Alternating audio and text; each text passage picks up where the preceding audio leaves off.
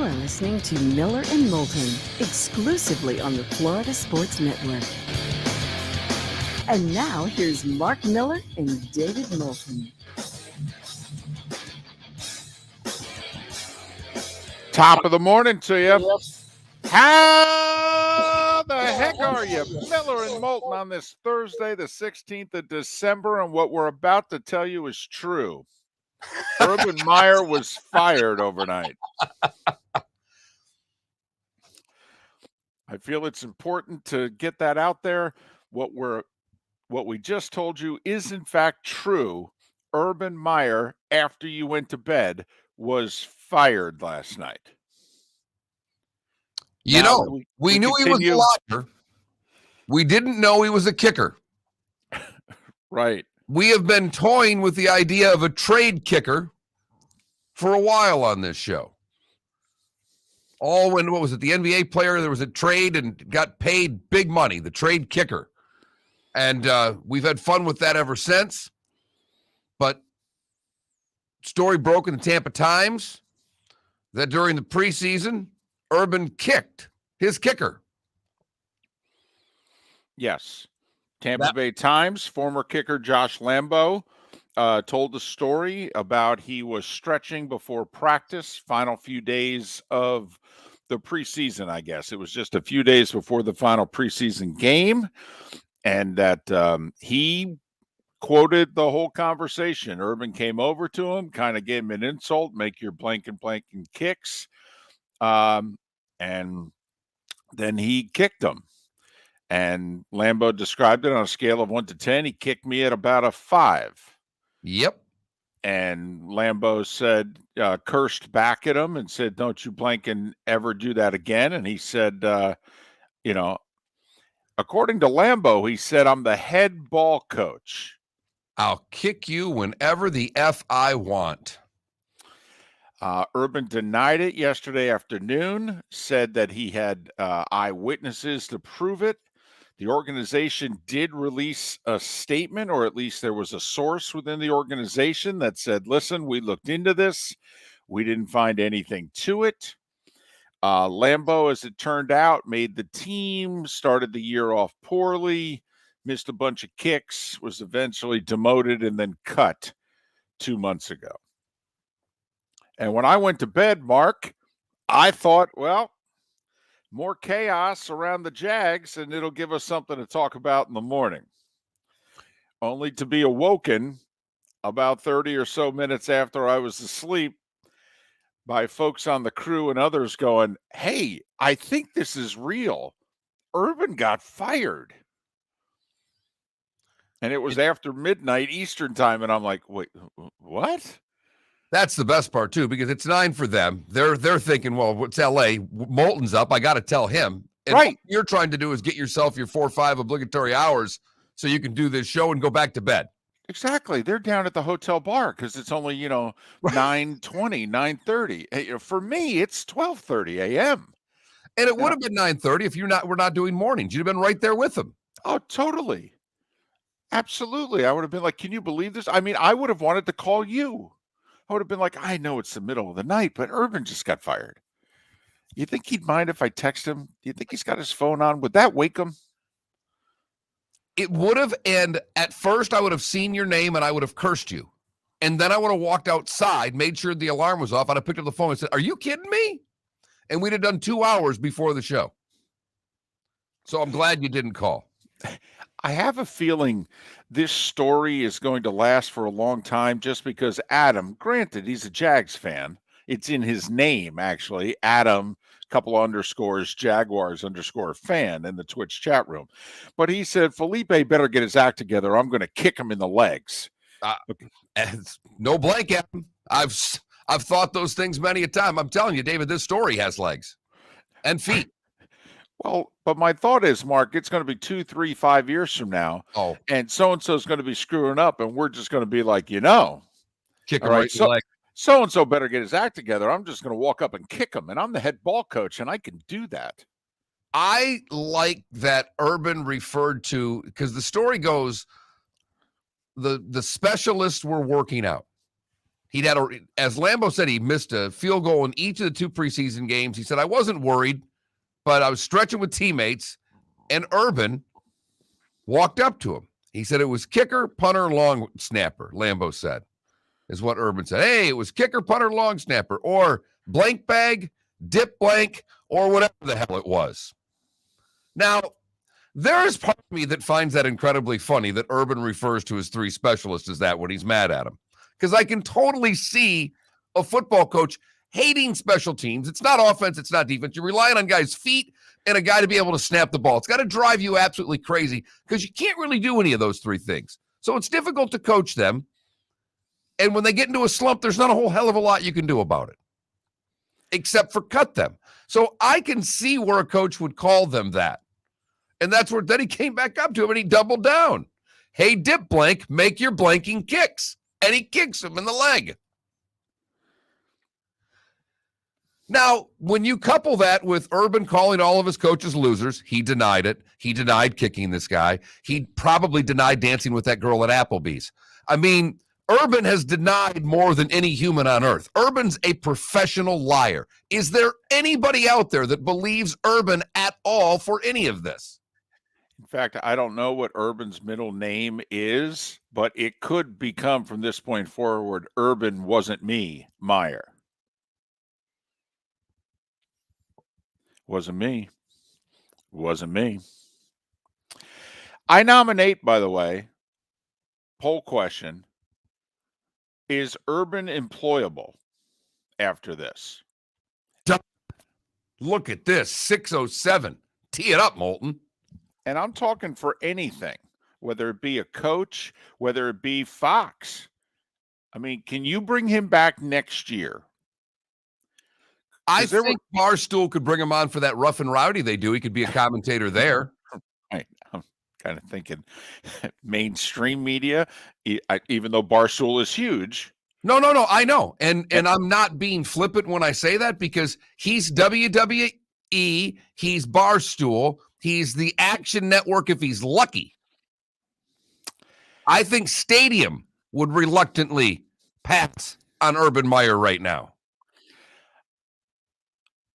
I just wonder if because all of this happened in the National Football League, and there have been quite a few college coaches who have crashed and burned quickly in the National Football League. Well, this does sound very Nick-esque from his time at the I'm just talking about the stories we heard after. You can't look him in the eye. You can't do this. There were a lot of wacky Nick Saban Miami Dolphin stories out there, David. There were. Not physical, not violent, not any of these type of things, but mental bullying, you could certainly say. Nick lasted 2 years, though. Right. Nick actually had a winning season one of his 2 years. I mean, to me, this is more Lou Holtz went 3-10 and quit before the final game of the season in his 1 year with the Jets. Bobby Petrino with Atlanta. Now, both those guys immediately ran back and took college jobs. And college football just said, well, they're not cut out for the pros and moved on.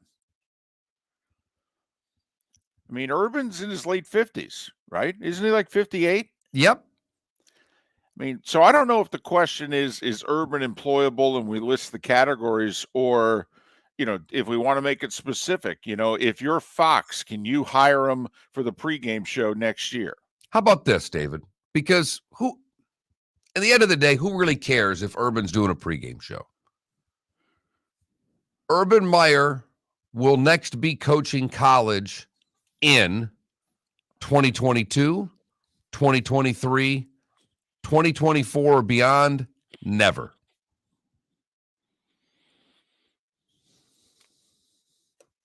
How's that work for you? Because I think at the end of the day, I know what you're saying, and maybe he'll end up on television somewhere, but I think ultimately when you say employable, and I know you included Fox, but I think what you're really asking, is Urban Meyer going to coach college football again? I mean, that's what we really want to know, isn't it? Because he's not going to get an NFL job. That's done. Well, yes, that's. I don't even think that Fox will allow him to comment on USFL games. Right. anything that is remotely quote unquote professional, although when you think about it, I mean, college football is basically professional now No, with you're all right. the money being thrown around. But all right, I'll throw one other nomination out. All right. Who gets hired first, Urban or Gruden? I like that one. I think we got a winner. I liked my question, but not nearly as much as I like that one. Okay. That's juicy. All right. Think it over, let it marinate.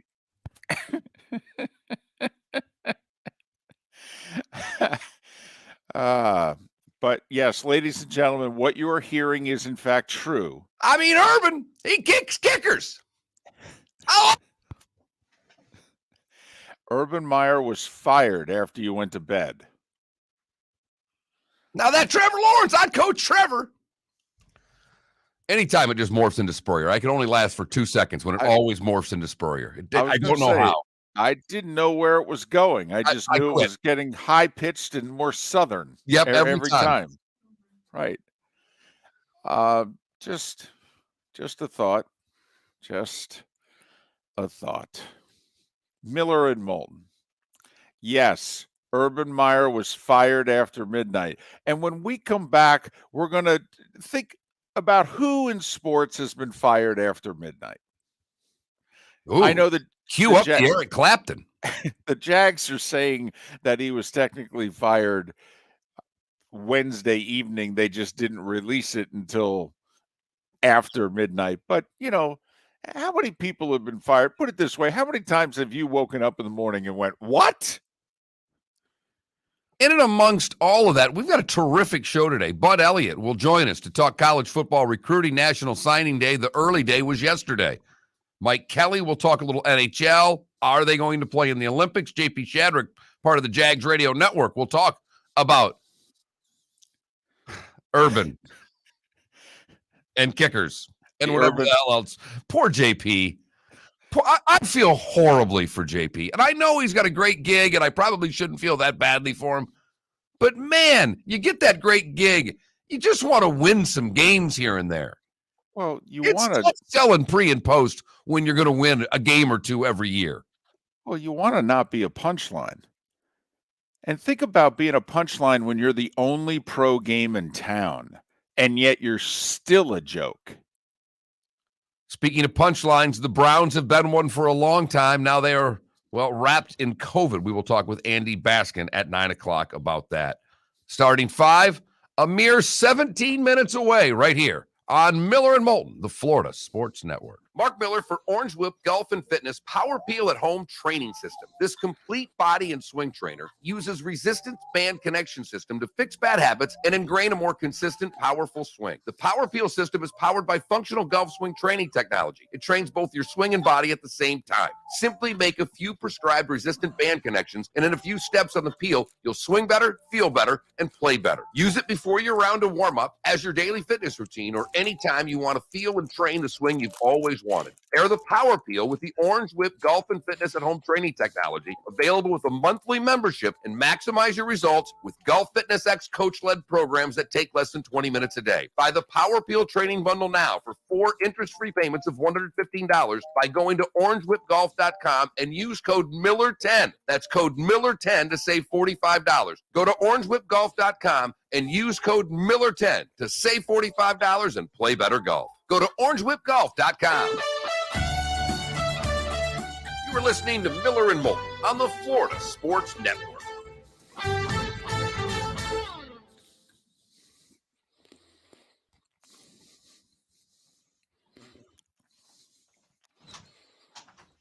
Oh. I'm sorry, I did not quite get back to you. I was doing something I totally forgot. I spaced out. I don't know what that code is. It might be in here still. Yeah, I tried that one, but it's not that one. It's not? No, it's not. I literally came here last night after they were Not that one? No. I know it's not that one because that's this computer. You came back to the building? Yeah, I did. I was gonna set up the computer and they kept on asking for a pin, and I was like, Is this your pen? huh? That's not my pen, no. And I was setting up the computer that Mark gave me, and they kept on asking for a pin, and I knew that there was a paper with a number that could have been the pin in my room. Do you have that Mark Humanix number, David? Yeah, let me look. Because he will have that code. I haven't texted Jeff yet, though. I don't think Jeff might have it. The other one, but Mark Humanix is the one who bought it. He should have it. Okay.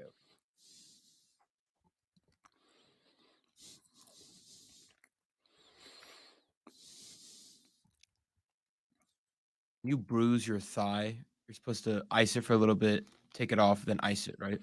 I don't know. Like, isn't that a thing? I don't ice things. Just deal with it. Did you have a boo-boo? No, I He woke up this morning and my leg is like paralyzed.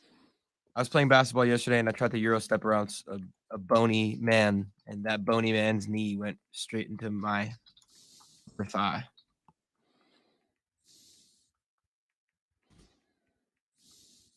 You know, we're fancy. We try to Euro step around people. Yeah, that's it's impressive.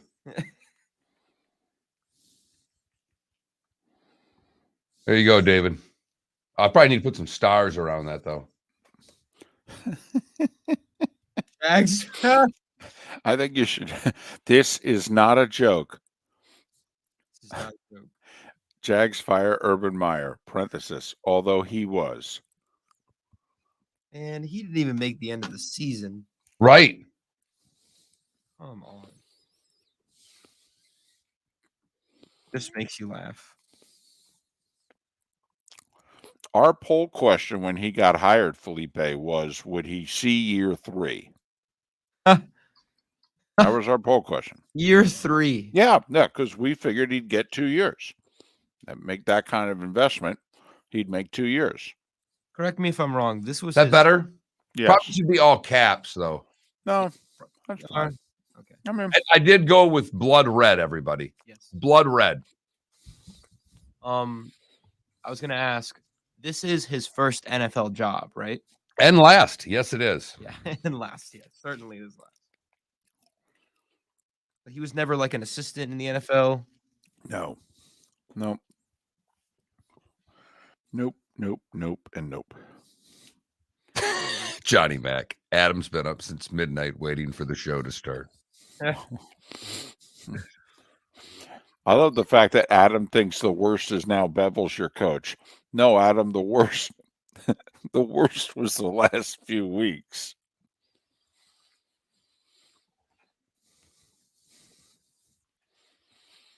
So I would wait till about 7:10 and then text that Mark dude, Felipe. Say, what is the password for the first computer that you bought? I wouldn't wait. Oh, you do it right now? Yeah. Well, he's a sales guy. I mean, he's got to. I'd give 7. I'd give 7. That's me. There's a guy riding his bike down the sidewalk. I got my golf cart going the other way. He did not know what the hell was going on. Now, how long was that golf cart ride? Barely a song. A little song and a half. Not even 2 songs. So I think I can get here quicker in the cart than I can the car because I got to drive all the way around the parking lot and I just cut through the back around the grass. So your golf cart hauls. Goes what? It's just normal golf cart speed. It's not any. No, it doesn't. It's electric. Yeah. When I get the new lithium batteries, a little bit bigger wheels, we'll probably gain a couple miles an hour. Yeah. 10 seconds. Might get that sucker up to like 22, 23. Ride it in the left-hand lane.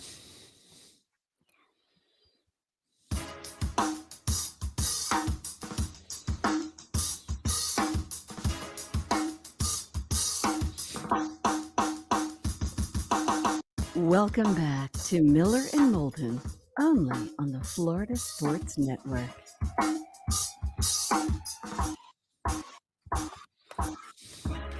"20 minutes past the hour, top of the morning to you. Miller and Moulton, the Florida Sports Network, the Florida Sports Network. What I'm about to tell you is real. Urban Meyer was fired overnight.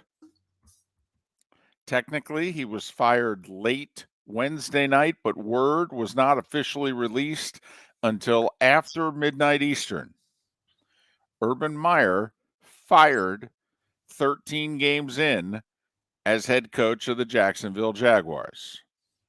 It's forced me to change the crawl on our Twitch broadcast. We've had to go to red because this is breaking news. This is fire engine red, baby. The crawl simply reads, Jags fire Urban Meyer. This is not a joke.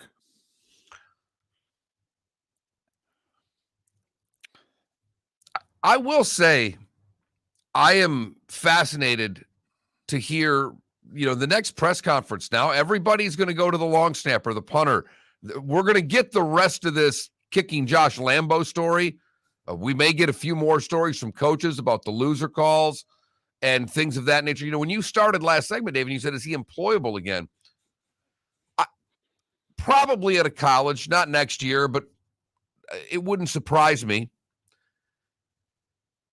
But David, I think people are going to really pile on now because the assistant coaches aren't going to care the way they would if it was somebody that's going to get a job again. I think it's going to be open season on Urban Meyer. I think people are going to, he's not liked by the media.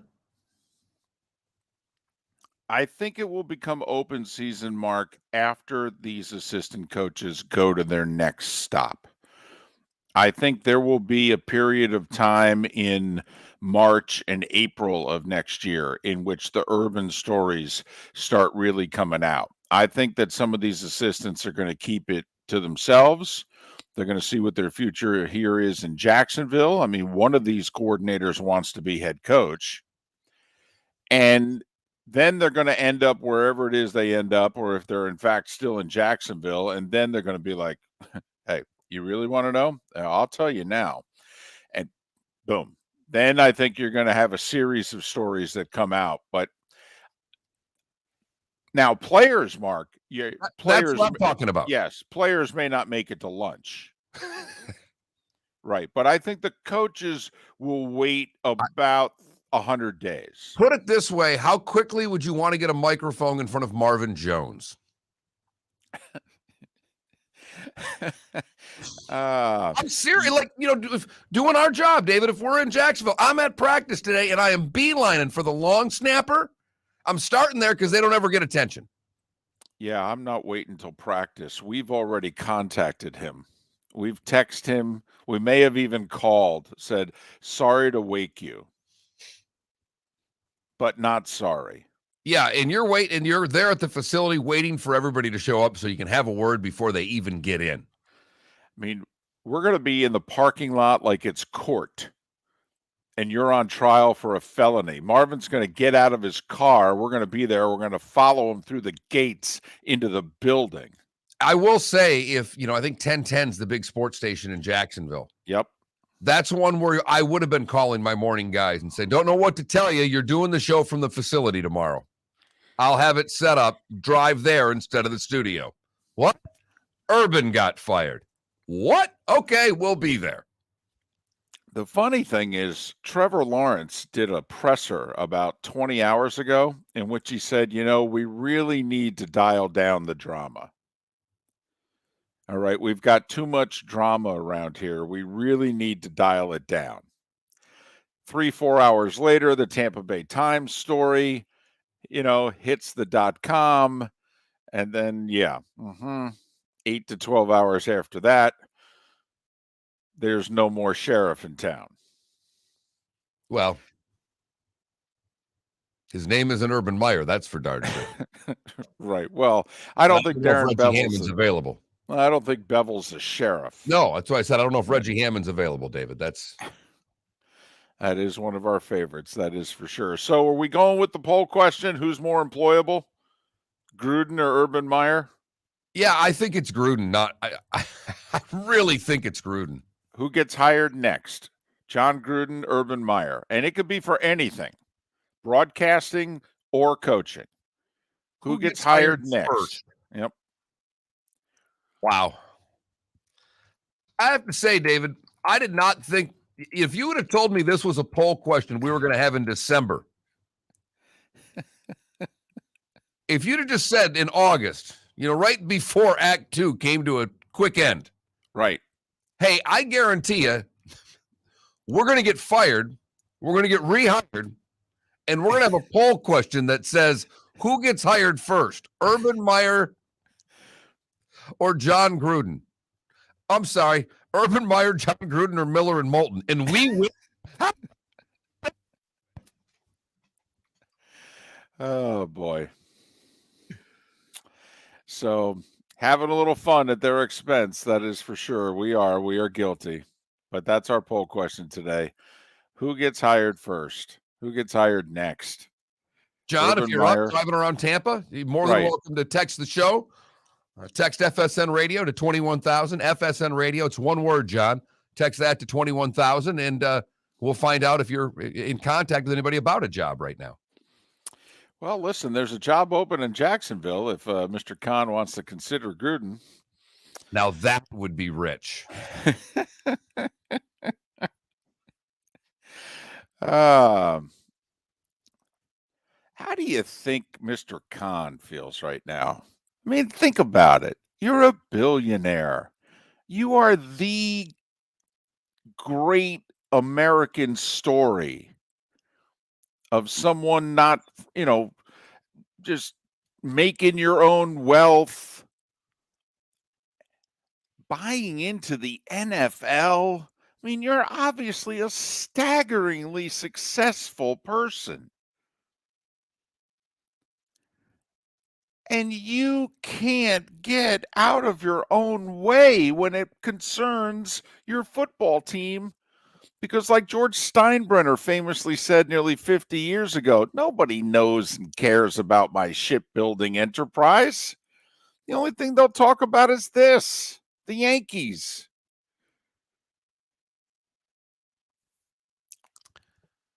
He's worth, for the record, what was the number here? $8.7 billion. $8.7 billion. And I'm seeing everybody give different coaches and Urban and these assistants and this guy. Someone said Dabo. Are you out of your mind? Mr. Khan has one job to do, to go find someone who has coached in the NFL before, who's an established coach, who is, as we always say, David, what? An adult. They need someone who's done this before. And I am not a recycle coach guy. I've been beaten up by Pat Kerwin so much about this over the last 8 to 10 years that I'm changing my mind. Because very few first-time head coaches are successful in their first stop. Just a fact. So I'm looking for someone who's done this before. I'm not hiring a coordinator. I'm hiring a coach. I mean, don't you have to give serious consideration to bringing Jack Del Rio back? I mean, he's a competent head coach, had a winning record in both the Raiders and the Jags. Yes. I mean, don't you have to, as RCB says in our Twitch chat room, don't you have to consider Bill O'Brien? Jim Caldwell, hello. I mean, that might be my first call, believe it or not. I mean, a winning record. He won 9 games 3 years in a row with the Detroit Lions. Right. That right there should put you at the top. What's your resume? Well, I was 9-7, 3 years in a row with Detroit. Yeah. I was there 4 years. 4 years, I had 3 winning seasons. Where were you again? The Lions. That's not bad. You think? Also, he's an offensive guy. Bingo. Bill O'Brien's an offensive guy. Klecko in our Twitch chat room mentions Dan Quinn. Yeah, he's done it before. I mean, took a team to a Super Bowl. Should have won the damn game. And that's why Eric Bieniemy is a really nice choice. And he might end up being a great coach. I could not take the chance of hiring someone without head coaching experience at this point for the Jacksonville Jaguars. I can't. Totally. I mean, literally, I'd have 4 candidates. They all have a resume and not as assistants. And in fact, they all have to have a winning record, I think. I don't even know if I can hire somebody if technically they're like a game below 500. I need to hire a winner who's been a head coach before. And if I had someone that was a little more offensive minded, I'd be happy, but it's not necessary because if I'm hiring a defensive guy, the only question you're asking is, Who's your offensive coordinator? So, Mr. Khan, if you're listening, there you go. We've made it real easy on you. And I don't know why it'd be the worst thing in the world. I mean, some of these guys you could get Bill O'Brien right now. You could. Trust me, Nick would let him go. Nick would find another one look just like him. He really will. Well, okay, maybe not. Maybe after January 10th. I mean, he is busy. When he let Lane go, that didn't work out so well. So maybe he would insist on keeping him through January 10th. And if they beat Cincinnati and score less than 24, you might be able to get them after New Year's Eve. I mean, think about it. Regular season ends on the 9th. Bill's last game at worst is the 10th. Okay, bada bing, bada boom. And it's not like you have to recruit. You're not bringing it. Nothing's even necessary between now and the end of the season. And the good thing is that the Jacksonville media is used to working with blankety blanks as head coaches, so Bill O'Brien will fit right in. Jim Caldwell, if he wants it, would be probably at the top of the list. No, I would honestly, I'd bring him in like now. Let him just walk around for 3 weeks and observe. Seriously. It's kind of like, these colleges. Mario Cristobal's not coaching Miami in the bowl game. He's letting somebody else do it, but he's going to be watching practice. He's going to watch how they play in the game. I'd do the same thing if Jim Caldwell's my guy. I'd let Bevel finish out the season, as interim. But I'd hire Caldwell and go, here's the keys to the building. Come and go whenever you want. Want to watch practice? Watch practice. Want to sit in on a meeting? Sit in on a meeting. Want to sit in my box for the game? Yeah, that'd be fine. Let me know if you're coming. Miller and Moulton. The starting 5 is next. If you're just waking up, this is not a joke. Although really it is. The Jags fired Urban Meyer while you were sleeping. Miller and Moulton. Thanks for waking up with us on the Florida Sports Network. NFL season, and it's only getting better at DraftKings, the official daily fantasy partner of the NFL. DraftKings is putting new customers in the center of the action with a free shot at millions of dollars in total prizes. Get in on the action now. It's simple. Just pick your lineup, stay under the salary cap, and see how your team stacks up against the competition. Feel the NFL action like never before with a free shot at millions of dollars in total prizes. DraftKings is safe, secure, and reliable. And the best part is you can deposit and withdraw your cash whenever you want. Download the DraftKings app now and use code M&M. This week, new customers can get a free shot at millions of dollars in total prizes. Enter code M&M to get a free shot at millions in total prizes with your first deposit. That's code M&M. Only at DraftKings, the official daily fantasy partner of the NFL. Minimum $5 deposit required. Eligibility restrictions apply. See DraftKings.com for details. You were listening to Miller and Moulton on the Florida Sports Network.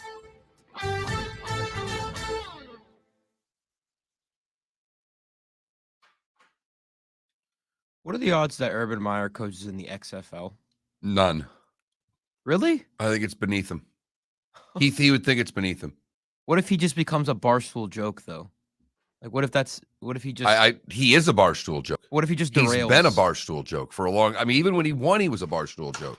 But what if he quit Florida because of his health problems, then took the Ohio State job a week later. He's been a joke for a decade. He just has always won. Right. And then, by the way, he also quit the Ohio State job because of health problems. Right. Like, and the funny thing is, if he would have, it's amazing what these 13 games are going to do to him. It's why he may coach in college again, because that Fox, he had already done it all. He sat in that Fox studio, was good. This is very much Matt Millen, in that Millen was this great commentator. Oh, he's a great player. Got to give him a job. And he couldn't have been worse as the Lions GM, and then he became a punchline. I can't believe I ever felt remorse for this guy.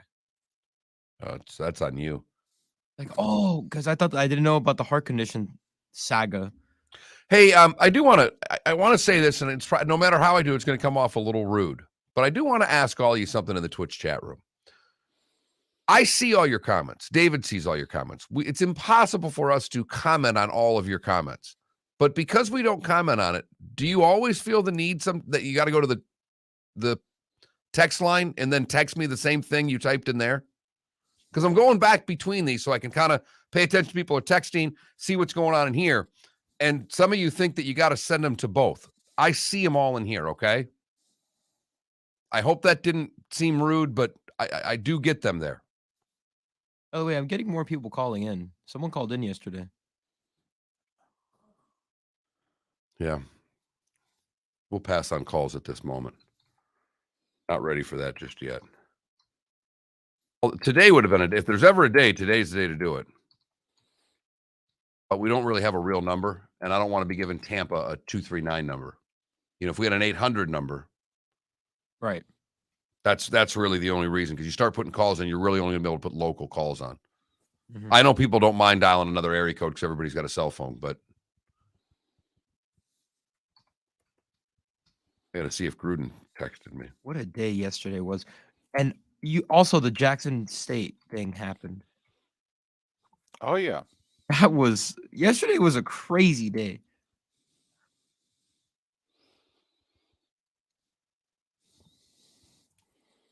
We got football tonight. Good week. Good week.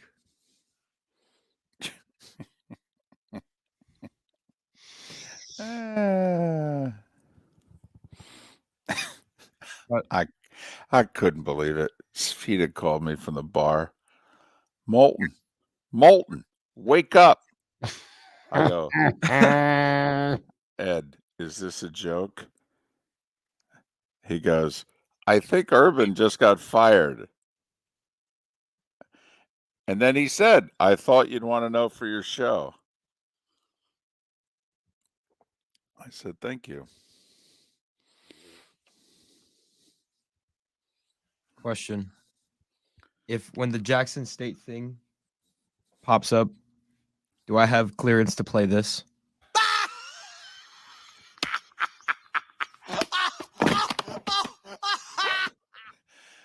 I see, that to me fits for Urban. Yeah, I was thinking about playing it, but I obviously didn't want to play without you knowing. Yeah, I'll tell you what, after I make the announcement about Urban, you drop that in. Yes, this is not a joke. Urban Meyer has been fired. Right. It's perfect. It's perfect. It is. It's Tom Hanks. All right, we got a little over 30 seconds. 30 seconds.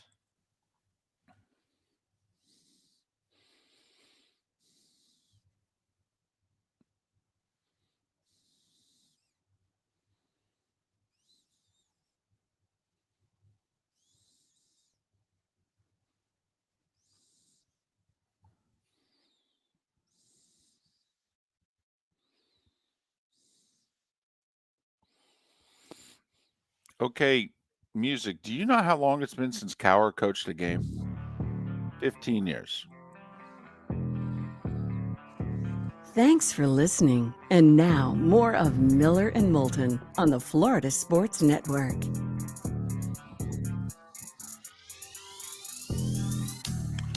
"21 minutes before the hour. Top of the morning to you. Miller and Moulton, the Florida Sports Network, the Florida Sports Network. Thanks so much for being with us. You can watch us 6 to 10 a.m. weekdays on the Miller and Moulton Twitch.tv channel. Obviously, we are very thankful for all of you listening in Tampa, St. Pete, and Fort Myers, Naples on your respective stations here on the Florida Sports Network, which will be growing in very short order. Right now, it is time for The Starting Five. 5 stories you need to know. It's the Starting Five on Miller and Moulton. Here's number 1. This is not a joke. Sorry, Mark. What? It's passed. My bad. I had my head down. I know. My bad. This is not a joke. Urban Meyer was fired while you were sleeping.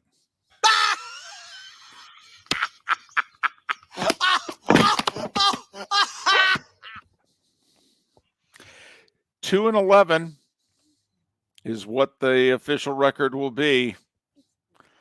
He was a winner everywhere else.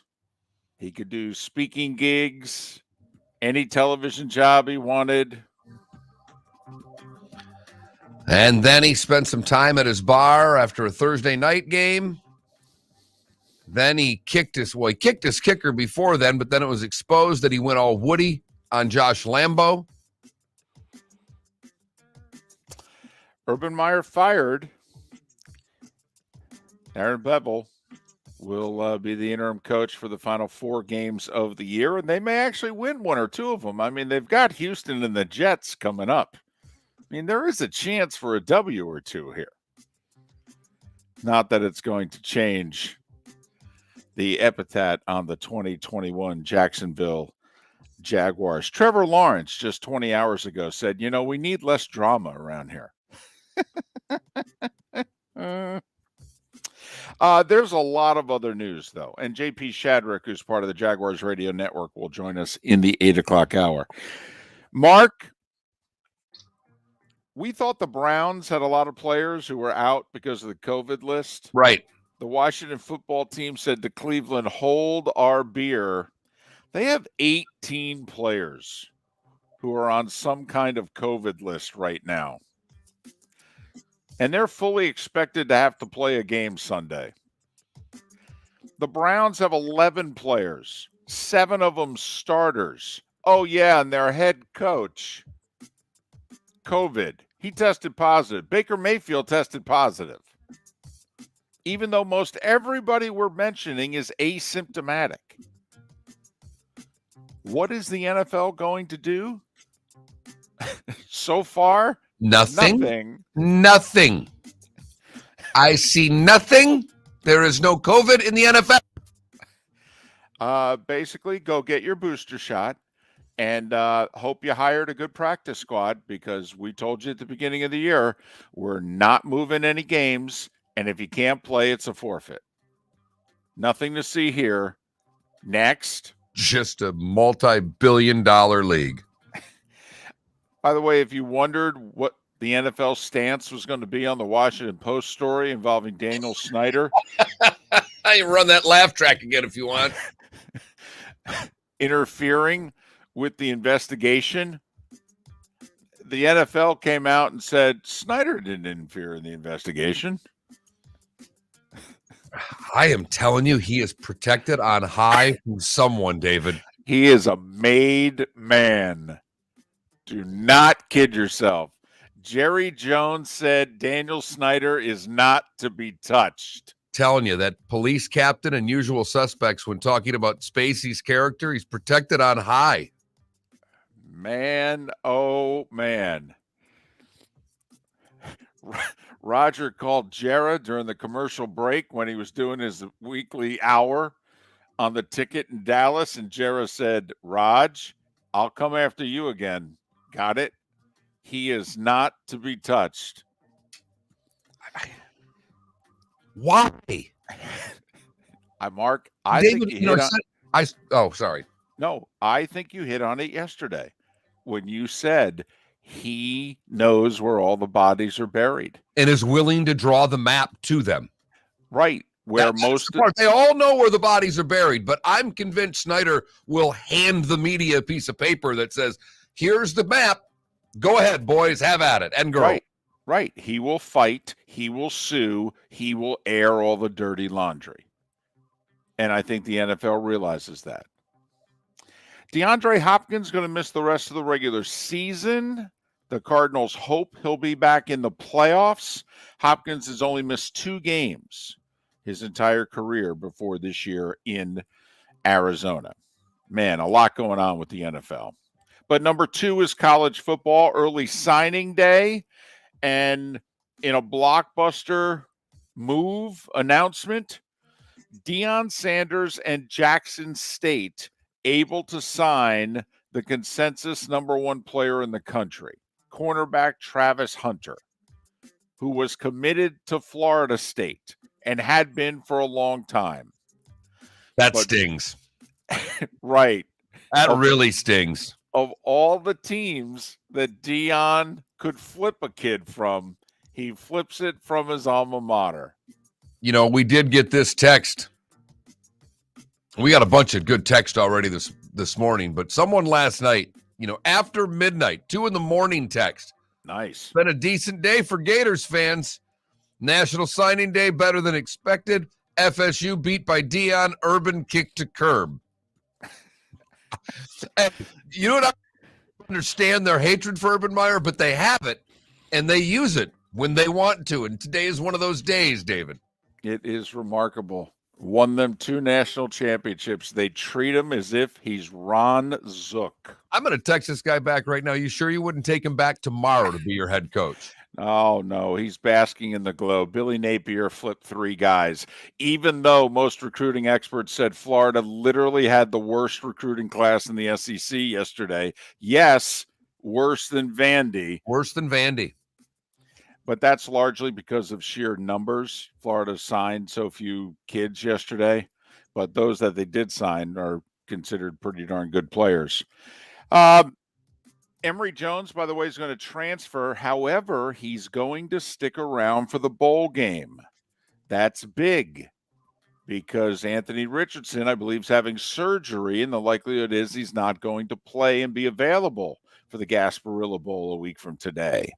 So Emory Jones is going to transfer, but I believe he is playing in the bowl game. Tell you what, UCF's going to have their pick of former starting SEC quarterbacks at the rate this is going.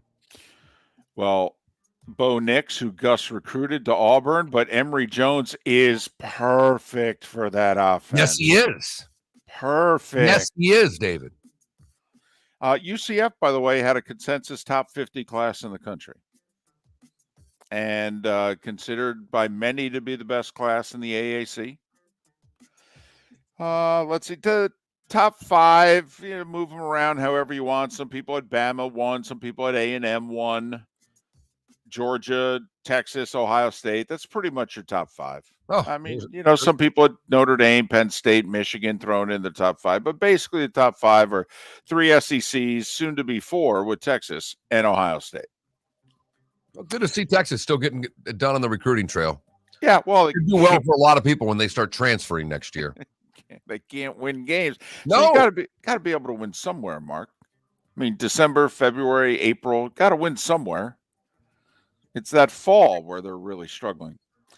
Big surprises in a good way on the recruiting trail. Missouri, some even guesstimate a top 10 recruiting class. Stanford and Kentucky, consensus top 15 recruiting classes. Florida State regarded with a top 20 class. Miami's class a lot like Florida's. Small, pretty good quality, though. ESPN, for the record, had Miami ranked 60th. By the way, arguably the worst recruiting class of all the Power 5 schools. Are you ready for it? USC. wow. Yes, that's how much damage had been done with Clay Helton and the interim coach and the interim staff for the last 2 months. Bud Elliott to join us coming up in about 45 minutes to discuss specifics and all of this. College hoops. There are 7 unbeatens. USC and Arizona remain 2 of the 7. USC struggled with the Anteaters of Irvine last night before winning in the final minute. Arizona won by 25. Both schools are 11-0. In state, UCF beat Temple by 17. Florida State by 37 over Lipscomb. FIU lost to Jacksonville State by 7. And Bethune-Cookman was a winner by 47. Mark, NBA, NHL quickly. Heat, a winner on the road over Philadelphia, 101-96. Magic lost to the Hawks, 111-99. Buzzer beater in Dallas. Lakers beat the Mavs in overtime. Listen, I don't want to say things are going badly in Indiana, but Milwaukee was without Giannis and Middleton. And the Bucks beat the Pacers by 15 in Indiana. I don't want to say things are going badly. Not that I think there's going to be major changes like really, really soon there. Just presenting the facts. And There was a 60-footer at the buzzer to decide Oklahoma State, Memphis. I just mentioned that for Felipe because that's all he was talking about this morning. Blackhawks beat the Caps in overtime. Ovi with his 21st goal of the year, however. Rangers rallied too late to beat Arizona 3-2. And that, as far as I'm concerned, is... That was the Starting Five every weekday morning at this time on Miller and Moulton.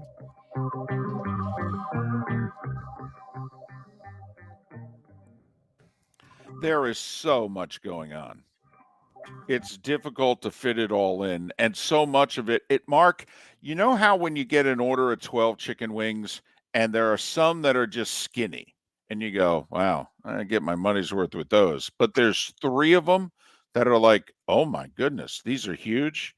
I feel like we got an order of 12 wings today and like 9 of them are huge. Oh, no. All of them are. No. They're extra crispy. They brought a vat of blue cheese. These are perfect, David. These wings are perfect. And I feel like after like 7, I just need a moment. I need to catch my breath. I need a second wind. And I'll finish the rest. Don't you worry. We'll finish it. But man, these are good. Wings really sound good now. Might be going I'm to sorry. I need to know, Tampa, where the best wing is, because I think, and I want Fort Myers, Naples to let me know where they think the best wing is. I know where I think it is, but I'm not even going to say it. I want to hear where you think the best wing is, because wings sound spectacular right now. You could do wings for breakfast? I could do wings at any time, anywhere.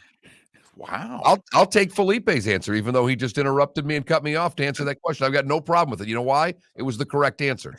Very rarely does he do that, but in that case, hit the nail on the head there, young man. Very well done. Wow. I didn't realize he was chomping at the bit. He was wiping imaginary sauce away from his lips. In fact, I may just screw the Christmas second poll question. We may have a second poll question. Are wings good for breakfast? Hot, cold, or otherwise? Now, that's a great point. Do you reheat the wings for breakfast, or do you just open it up and eat it cold out of the fridge? It's another area where the air fryer has become a staple of the kitchen. It is the best reheating tool that there has ever been.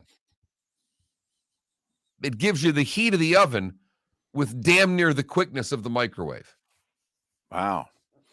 And for someone like David, actually the Moulton household, the Ninja Cook thing, I may buy you one for Christmas because it does everything and it's tough to screw it up. That's key. I don't think there's a way for the fire department to be called to your house with one of these appliances. Oh, Mark, there's always a way. Well, Lord knows if there's a will, there's a way to burn thing in the Moulton house. We have a terrific show lined up for you today. We'll get things started next hour. Lots of guests, lots of talk. Bud Elliott to talk recruiting. Miller and Moulton, the Florida Sports Network. Bring your big mouth to John Smith Subs and indulge in their overstuffed subs with the freshest quality ingredients. Enjoy our famous steak bomb with perfectly grilled, marinated sirloin steak topped with provolone cheese, grilled onions, peppers, mushrooms, crispy bacon, juicy tomatoes, and creamy mayo.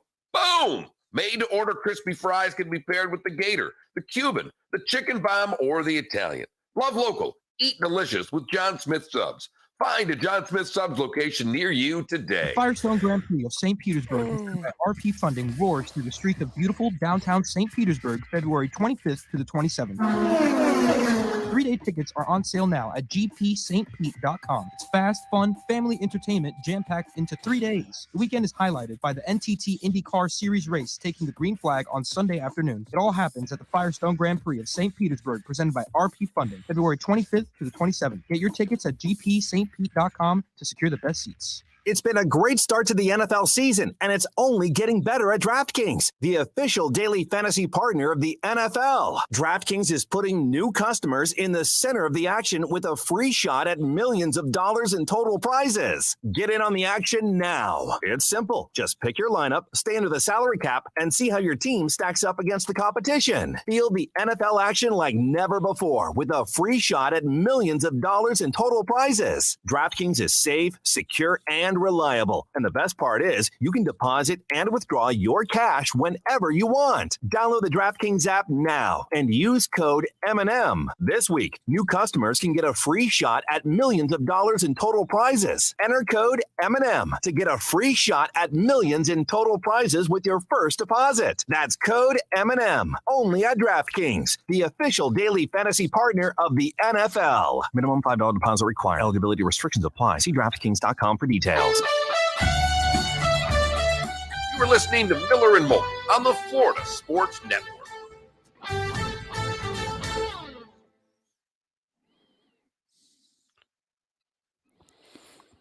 Look at CJR. I don't need recipes. I need restaurants. And I put a second poll question up. It wasn't wings for breakfast. It's the worst question I've ever asked in the history of me doing a sports talk show. It's blue cheese or ranch. Johnny Mac and David are in my penalty box right now for saying ranch. The answer is blue cheese. I know. But I here's like the both. I like hold both. on. What if you genuinely don't like the taste of blue cheese, though? I mean, the reason I choose ranch is I don't like blue cheese. It's not like, oh, they're both good, but I prefer ranch. I mean, I don't like the taste of blue cheese. Then I think you should not be allowed to eat chicken wings.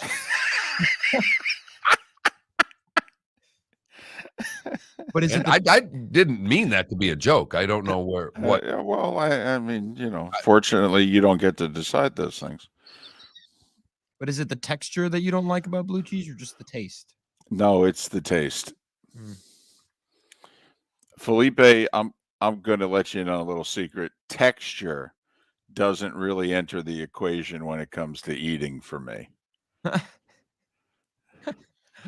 I think this is pretty funny. People think that Gruden, when racial stuff is involved, there wasn't racial stuff involved. There was one thing he said about D. Smith or there was a lot of homophobic things said, a ton of homophobic things, but I really think people need to separate the two. They're not going to. And then Jed, of course, thinks that thinks Urban could have almost any college gig today. No, he couldn't. Well, first off, it's too late. I mean, that's the other thing. Well, he said if it was a month ago, he could. So, well, wait a minute. You can't have it both ways. I just quit fighting with people on Twitter when they just changed the scenario of how the argument, well, a month ago he'd have gotten hired by, well, it's not a month ago. So he's unhireable for this year. By the way, Mark, the reason why I banged on the desk was because this POS computer to my left right here. That's screwing up again too? Yep. I just went to finish the recording and it just deleted the whole thing. The hour? Yep. Oh, you mean this the computer. Beasley computer? Yes. Oh, okay. Yep. This computer sucks. Yeah, of course it does. And most things in this building are not going to be good. Now, this computer that I'm pointing at right here is amazing. Well, that's ours. Yeah. And the other one you have is not a bad computer. It just didn't have enough juice to run what needed to be run on that. Right. I mean, it's actually I think that other computer is a pretty good computer. The one you gave me? Yeah. Yeah. It's fine. Oh, for anything you need to do. It seems fine. I just got to set it up. That's all. Text him when we go back on the air. Oh. David gave you that number. Yeah, I was going to say that's the guy. Mark? Mark. Yeah. Just tell me you are. Say I'm using the first computer and I need to know what the password is. Right. Okay. I hope to God that I can recover that hour. You can't. I mean, you can get it on the other thing. Last time I tried that, though, it had problems. All right. What? Can you just try Control-Z? No. Like it closed the program. Oh. Yeah. When it opened back up, it didn't have it recovered? I tried to press continue. All right. Did you start recording this hour yet? No, not yet. Oh, that sucks. I know. Really mad about that. 30 seconds.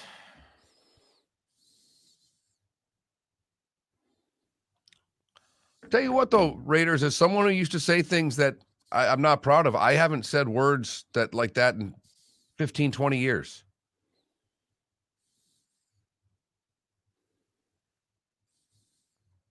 I mean, 10 seconds. you grow up at some point.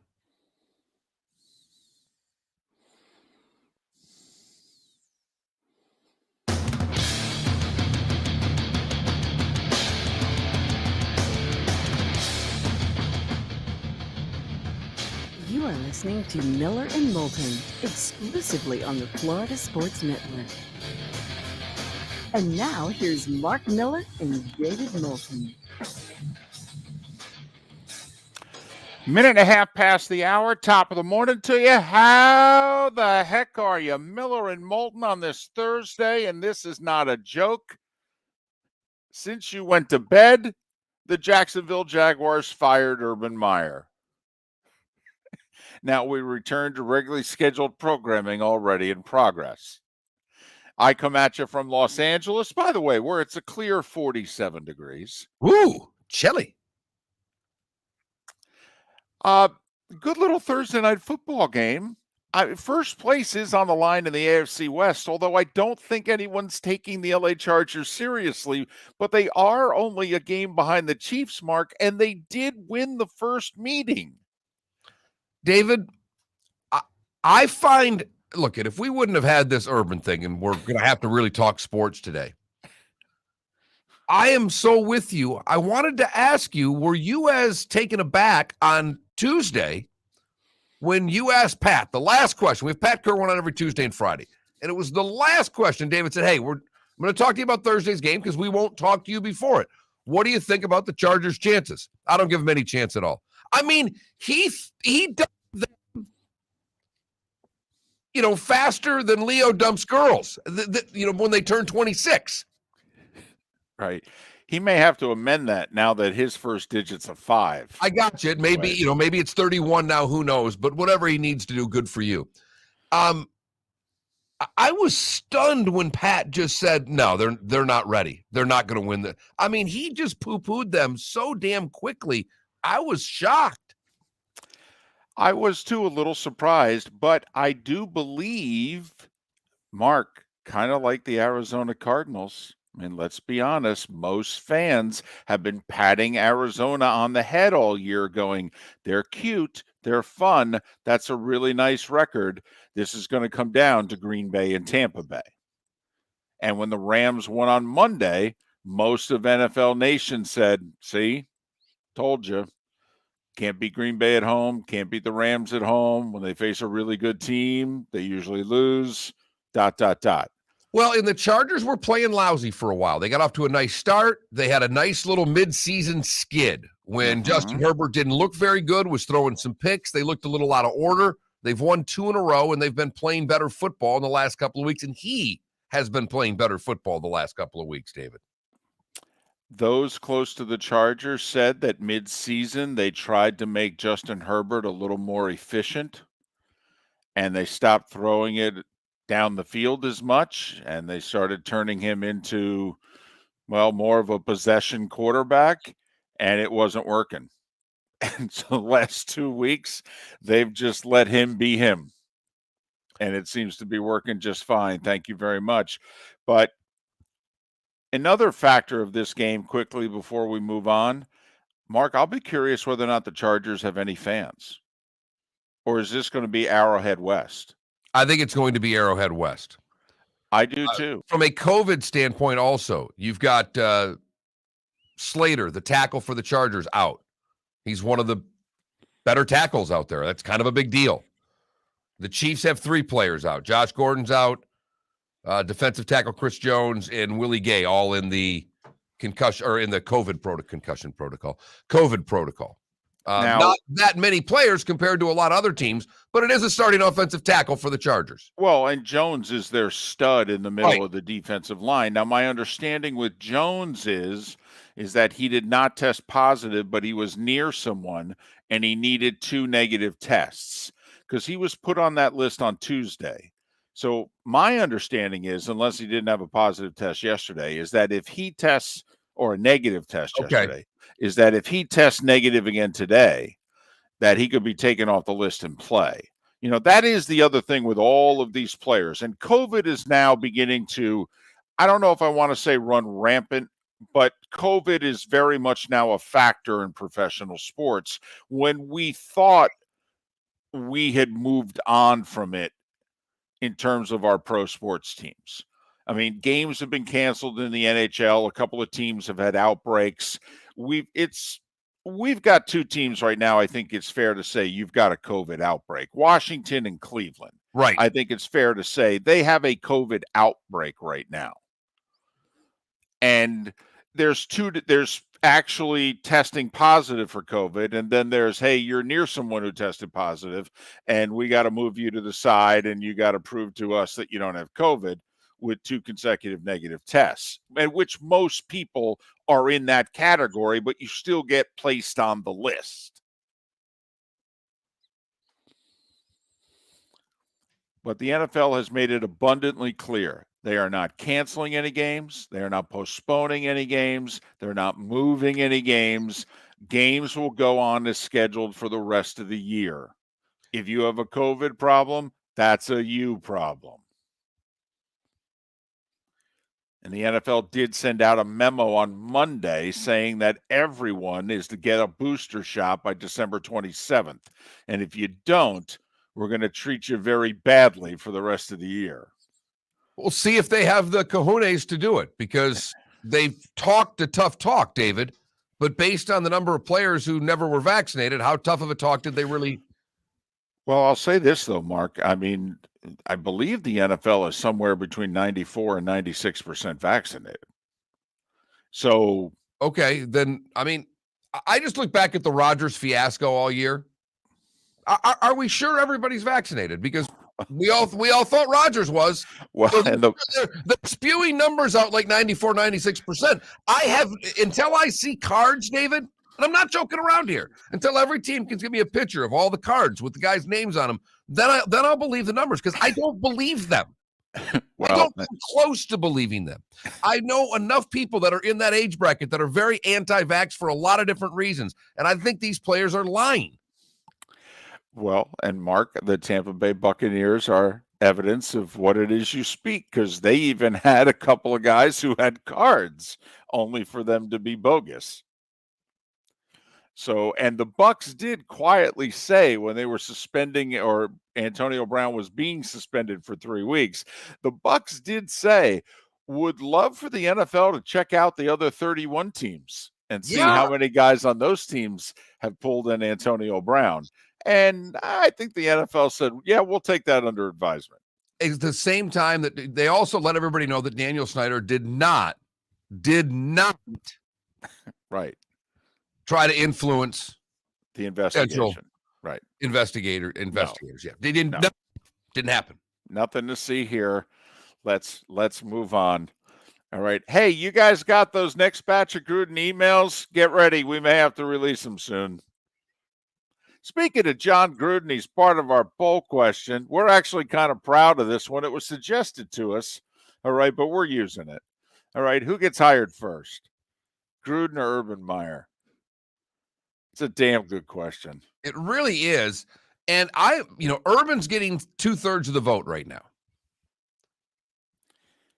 And we didn't say for a coaching job. No, anything. Because I think John could go back to TV tomorrow and be fine. You do? Yeah. What network you think would hire him? In this day and age. I don't know if it's necessarily a network, but I think he'd go to the Action Network. I think there are places he could go. I'm not saying it's one of the big 4 networks. I think he's hireable as an analyst in some way, shape, or form by next football season. I do. I don't think Urban, there are plenty of people who have said they think Urban could get any coaching gig he wants right now in college. I don't. Physically hitting a player is going to be a tough one. Also, the fact that he hired Doyle there from Iowa, that will come back and bite him. I think a year from now he can get a college job. I mean, let's face it, when there's a big time program that loses, they'll hire anyone. It's, the Texas. There we go. The gentleman we used to work with in that building, and we joked he's such a big Yankees fan. And he said one day we were talking in the hallway, and he said, "I don't care if Saddam Hussein's my left fielder if he hits 30 and drives in 100, okay?" And ultimately, that's college programs get that desperate too. I've stolen that so many times. It was a great line. It really is. I've hey, look, if Michigan's playing the Taliban, I'm pulling for the Taliban. I've said that to people just to let them know just how much I don't like the University of Michigan. I've flat out stolen that for 10 years from Shane. It's a wonderful line. You're right, but see, with Urban at the college level, to me, he's never going back to the Utah, not to where Utah was when he coached them, to the Bowling Green level. He's not going to go coach Illinois, if you know what I mean. Yeah, I don't think he will. I think he's got too much ego for that. So if Texas opens up, there's a good chance. So you think Sarkisian's listen, why wouldn't he fail? That's what they do there. Well, it's not just fail. I mean, at this point, we're expecting Texas to fail. It's just a matter of how quickly those guys are going to eat crow and get rid of Sarkisian. I mean, they got rid of Tom Herman they gave him, what, 4 years? Okay, so now, how long do we think they're going to give Steve Sarkisian, especially when your first year you're not bowl eligible? Bingo. So I think he's on a warm seat that's not hot. For the record, we did ask the question, I think earlier this month. Our poll question was, what is Urban Meyer's next job going to be? What didn't we ask a year from now? That was it. Yeah, a year from now, what's Urban going to be doing? Coaching the Jags. Right. Was one answer. Fox.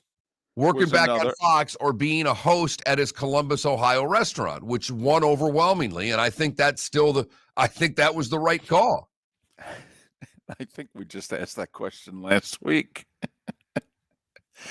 And we yes, did, by the way, if you're just getting up and you turned us on, this is not a joke. The Jags fired Urban Meyer while you were sleeping. And Felipe wants to insert laugh track every single time we say that. Oh, we asked that question earlier this week, David. We asked the question on Monday. Come on. It was this week we asked that question? Monday. We had Ryan Green on the show. We had Anthony Becht on the show. The poll question on Monday was, where will Urban Meyer be working 1 year from now? 21% of you said the Jags head coach. 29% of you said the Fox pregame show. 49.4% of you were correct. Host at his Columbus bar. That was our question on Monday, David. Wow. Things are moving very fast these days, Mark. Very fast. Man. Childhoods don't go that fast. Right.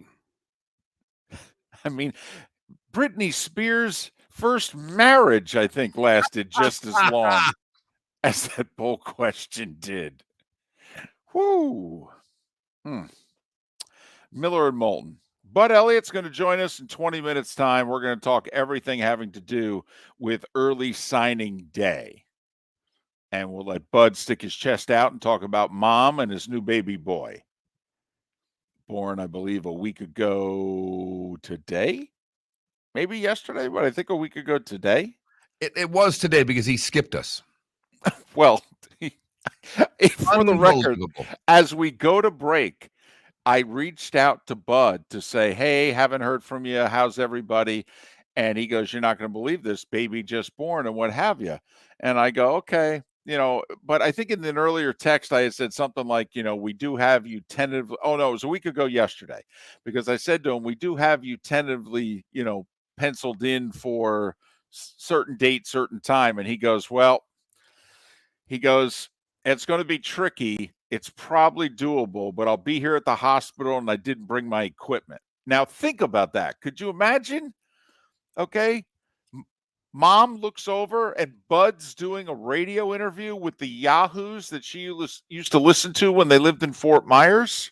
David, I find that unbelievably unusual. You, on the other hand, I would think you would just think that's Monday. Well, I mean, when you have an obligation. We did get a second poll question up because during the break, chicken wings were brought up. I became hungry, and Felipe and I both said you can have wings any time of the day. That was established, but we just went with dipping sauce. What is your go-to dipping sauce? And there's only one choice. It's blue cheese.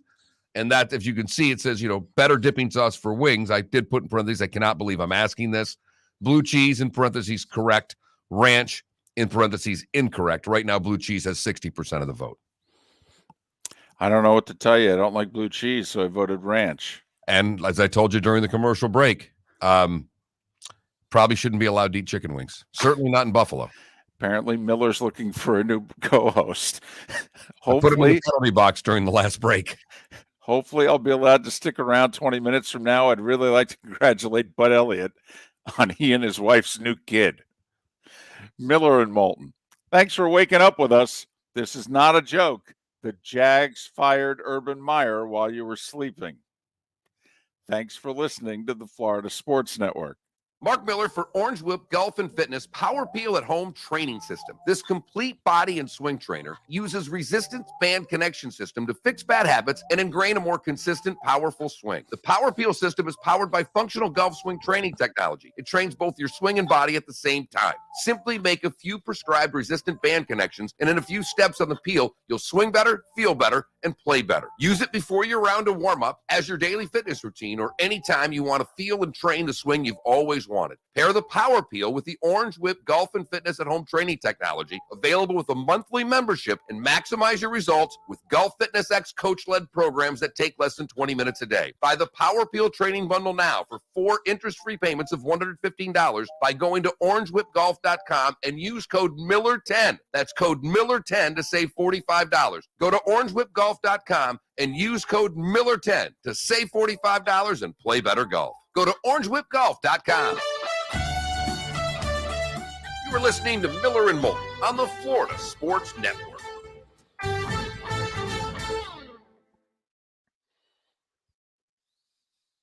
All right, Charles, I'll answer your question. It's not a condiment. It's a salad dressing, first of all. But if you want to go condiment, that's fine. Charles, I like spicy, hot chicken wings.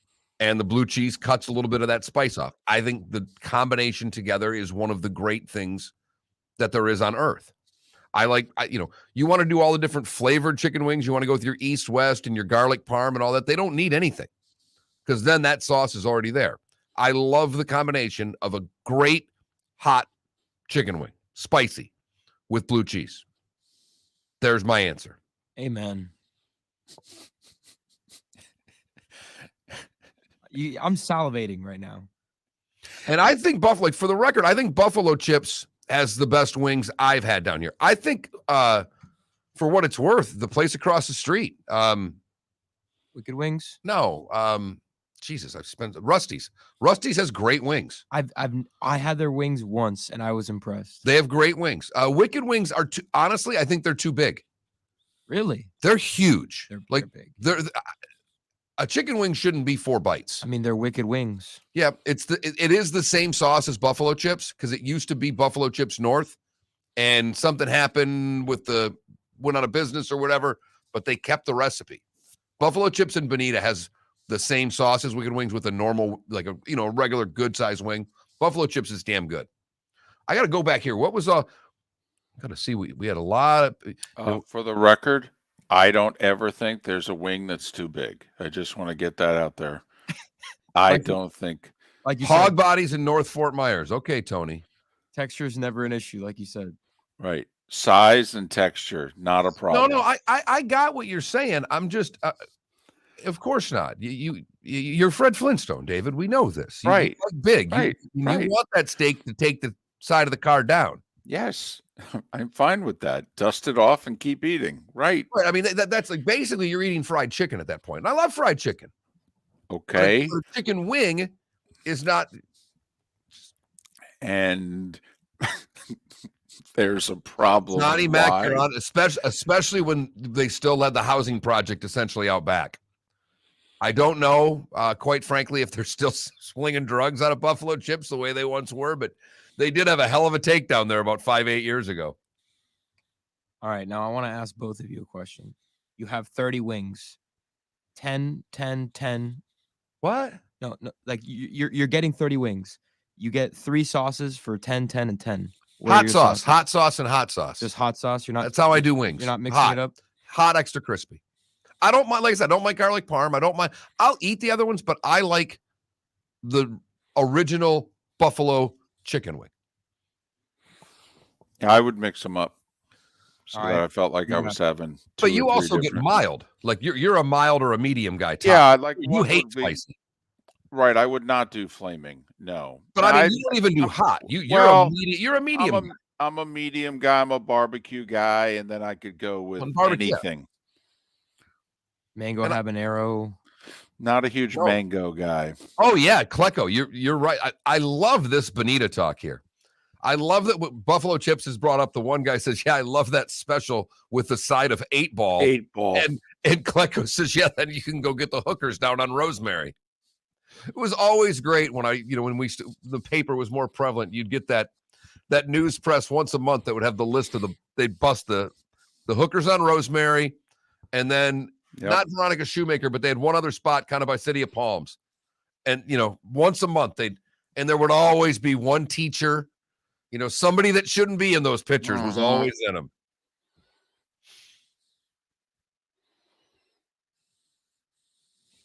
That's why I was always scared of prostitutes. Never wanted my picture in the paper being a John. I didn't think there could be anything more humiliating than that. Yeah, especially when you're a Mark. I mean, it's always bad to be a John when you're a Mark. That's why you're a Dave. That's why I stayed away. My mother has a hard enough time when people call me Dave. Imagine if they called me a John. Oh my God. The Witch's Brew. 15 seconds. That would have been around in between marriages 1 and 2. I could have found someone old and rich. Mark, if you're ever in Miami, you need to go to a sports grill and order the Miami Heat wings.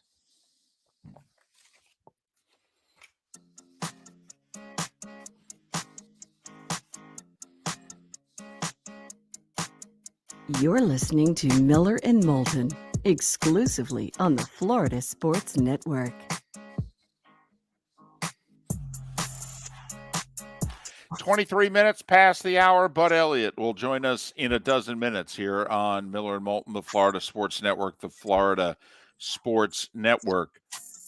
Mark, I think it was just a case of Urban not wanting to let a former Seminole great, steal the headline for the day. That Gator blood in him just said, I can't let Dion have the number one story of the day. If you're just joining us, Urban Meyer fired overnight. And when we say overnight, like word came out after midnight. Mark, the Mets fired a manager at 3 a.m. Now, they were on the West Coast, and they fired him after a late game in which they won, by the way, in extra innings. And they fired Willie Randolph at about 10 minutes after midnight, after beating the Angels. And so there was all the New York media reporting at 3:10 a.m. that the Mets had fired their manager. Mark, they say not a lot good happens after midnight. Correct. But when you fire an NFL head coach after midnight, damn. David, Pat for the longest time has said, don't hire college coaches. Yep. Doesn't work. Yep. Adam Schefter tweeted something out about 1 a.m, and Bud just retweeted it, who's going to join us here in about 10 minutes. Hired as first-time NFL coaches after college. 2001, Butch Davis from Miami to the Browns. He was 24-35. Spurrier, 12-20. Nick, 15-17. Petrino, 3-10. Jim Harbaugh, the gold standard, 44-19-1. No one close to what Harbaugh did from going from Stanford to the Niners. Greg Schiano, 11-21 with the Bucks. Doug Marrone, 15-17 with the Bills. Chip Kelly, 26-21 with the Eagles. Bill O'Brien, 52-48 with the Texans. Kingsbury's 23-20-1 with the Cardinals. Matt Rule's 10-19, and Urban was 2-11. There have been 4 guys that have had winning records, and only one with a record that you look at and go, damn, he did well. Although I will say, Bill O'Brien, I mean, No. Bill O'Brien, the GM, ruined Bill O'Brien, the head coach, not just in Houston, but even his image and reputation, because Bill O'Brien, the head coach, did a really good job. I think he won 4 division titles with the Texans, for goodness sakes. But we think of Bill O'Brien's last year and a half there when he was trading away all his good players for nothing and being like, dude, what are you doing?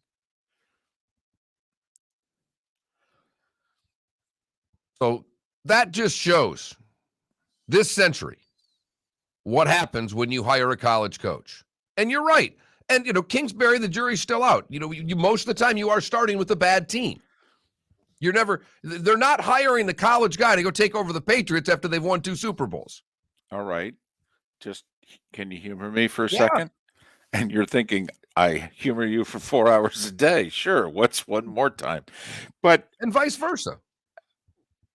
If you're Jacksonville, and, we all wondered, when would Jim leave Michigan? And Mark, I've answered the question the same way for 5 years. He's not leaving until he beats Ohio State. He can't. He just did. And now he won the Big Ten title. And now he's got him in the playoff. And however this plays out, it plays out. Now, we have no idea if this is Jim's dream job. And now he's going to actually bear the fruit of all his labor over these next few years and actually really enjoy the job more so than he did the first few years he had it. Or if now Jim can leave and go back to the NFL, where most people close to him have said he's an NFL guy more than a college guy. Don't know if they're right, but Mark, if you're Mr. Khan, and we joked earlier about the people he should call, and all of them have to have previous head coaching experience and a winning record, don't you have to place a call to the current head coach of the University of Michigan? 100%. Who's a bit crazy, by the way. I mean, just so you know, Mark, what was his record again with San Francisco? His record with San Francisco was 44-19-1. Right. That's in 4 years. You're averaging 11 wins a year, and they wanted to get rid of him. That's how hard he was to deal with. I mean, just so everybody knows, 3 straight NFC championship games. His 4th year, they go 8-8, and the Niners were like, please get the heck out of here. Please leave. We're begging you. Find a job. We're sick of you. So he's a handful now, just so everybody knows. So's Bill O'Brien. Now, what I think would be ironic is if Bill O'Brien was the coach that they hired, and then Urban could just take Bill's job for Nick on his staff at Alabama. You know what I think will be great? Okay, if Nick hires Urban as an analyst/intern, does that count? Well, I was going to say, who will Nick hire first, John or Urban? That's, the Alabama assistant notwithstanding. We might say, other than Alabama assistant coach, who gets hired first? I mean, if he's a, quote, analyst with Alabama football, does that count as a hire? I mean, because I forget who it was. Was it Butch Jones that I think he technically hired as like an intern? So that Butch could still keep collecting all his money from Tennessee. So we may have to clarify this, but our poll question is, who gets hired first, Gruden or Urban Meyer? And yes, also blue cheese or ranch. That's yes. A far more important question to me because I am having wings at 10:01 this morning. Apparently, it's very personal for Mark and Felipe that blue cheese win this poll question. No, it's okay. If you No, know, it's not. if you and all the 8th grade girls want to vote for ranch, that's fine. Like I said, it's very personal to Not Mark really. and Felipe that blue cheese win this poll. I mean, I may have put correct next to one of the answers Right. and incorrect next to one of the other answers. So who knew? And boy, you never know the issue that's going to strike a nerve. And boy, have we touched a nerve this morning. Bud Elliott will join us next to talk about everything that went down on early signing day yesterday. And there was a lot. So we'll try to consolidate our time with Bud next. Miller and Moulton, the Florida Sports Network. The NFL season, and it's only getting better at DraftKings, the official daily fantasy partner of the NFL. DraftKings is putting new customers in the center of the action with a free shot at millions of dollars in total prizes. Get in on the action now. It's simple. Just pick your lineup, stay under the salary cap, and see how your team stacks up against the competition. Feel the NFL action like never before with a free shot at millions of dollars in total prizes. DraftKings is safe, secure, and reliable. And the best part is you can deposit and withdraw your cash whenever you want. Download the DraftKings app now and use code M&M. This week, new customers can get a free shot at millions of dollars in total prizes. Enter code M&M to get a free shot at millions in total prizes with your first deposit. That's code M&M. Only at DraftKings, the official daily fantasy partner of the NFL. Minimum $5 deposit required. Eligibility restrictions apply. See DraftKings.com for details. You're listening to Miller and Moulton on the Florida Sports Network.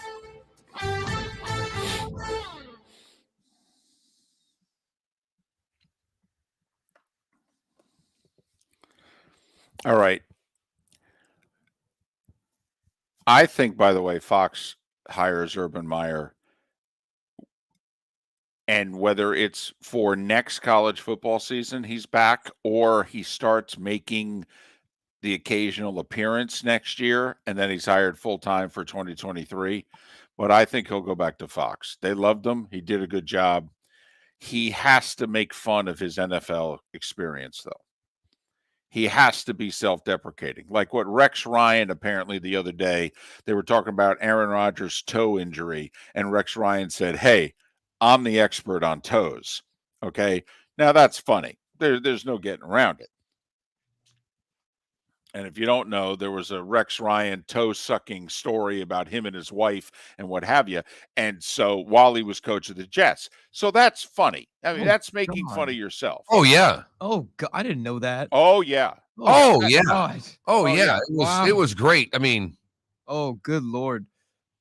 I mean, Arch, I got to tell you, I mean, I'll just continue to eat the way I want to eat. But thank you for telling me how I'm supposed to eat. I appreciate it. It's, you know, I'm not a girl. I like hot sauce. I like my head to sweat. I like blue cheese. In fact, I love blue cheese. We should get you on hot ones. I like big butts. I like big butts. I like small butts. I like all of them. Danny Butts, the pro at West Bay, hell of a good guy. And a hell of a defensive tackle for the Redskins back in the day. You know, it bothers me that 50% of Urban Meyer's wins in the NFL come against the Dolphins. Yeah, well, you're not making the playoffs because you lost to the Jags. The Bills aren't winning the division because they lost to the Jags. God.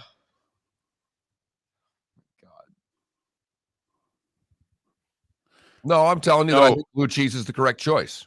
No, Klecko, Rex wasn't the coach when Favre did his 1 year with the Jets. That was Eric Mangini.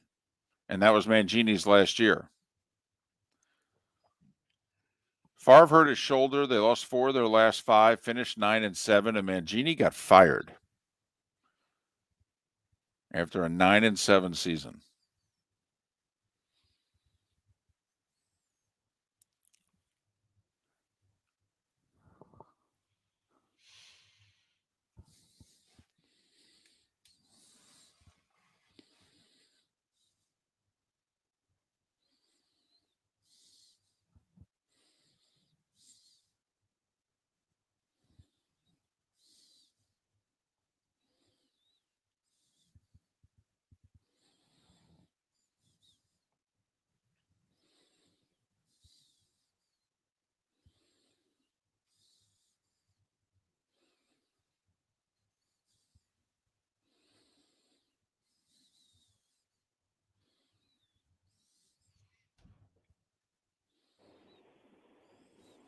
we have a guest here to join us.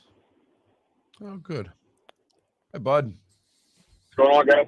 Congrats, my man. Thank you. Pretty cool, man. Absolutely. Mom good, baby good? Mom and baby are good. I'm on kind of just on 2-year-old duty, you know?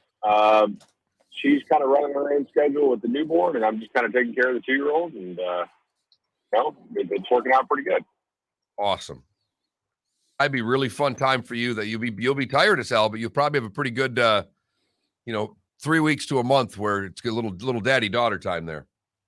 Oh, for sure. No, he's like, hey, where's mommy? I'm like, oh, she's sleeping right now, you know, because she's on a little different schedule, and we're going to go outside. Yeah. So, man. But, shoot. I assume you guys want to run down state of Florida stuff or a little national as well, maybe a little Jackson State coverage. Yeah, maybe a little bit of that. Yeah, probably all of it, bud. Probably, quite frankly, all of it, you know. Big winners, big losers, and then go through, the big four in the state. All right, we're coming back in 10 seconds now. All right.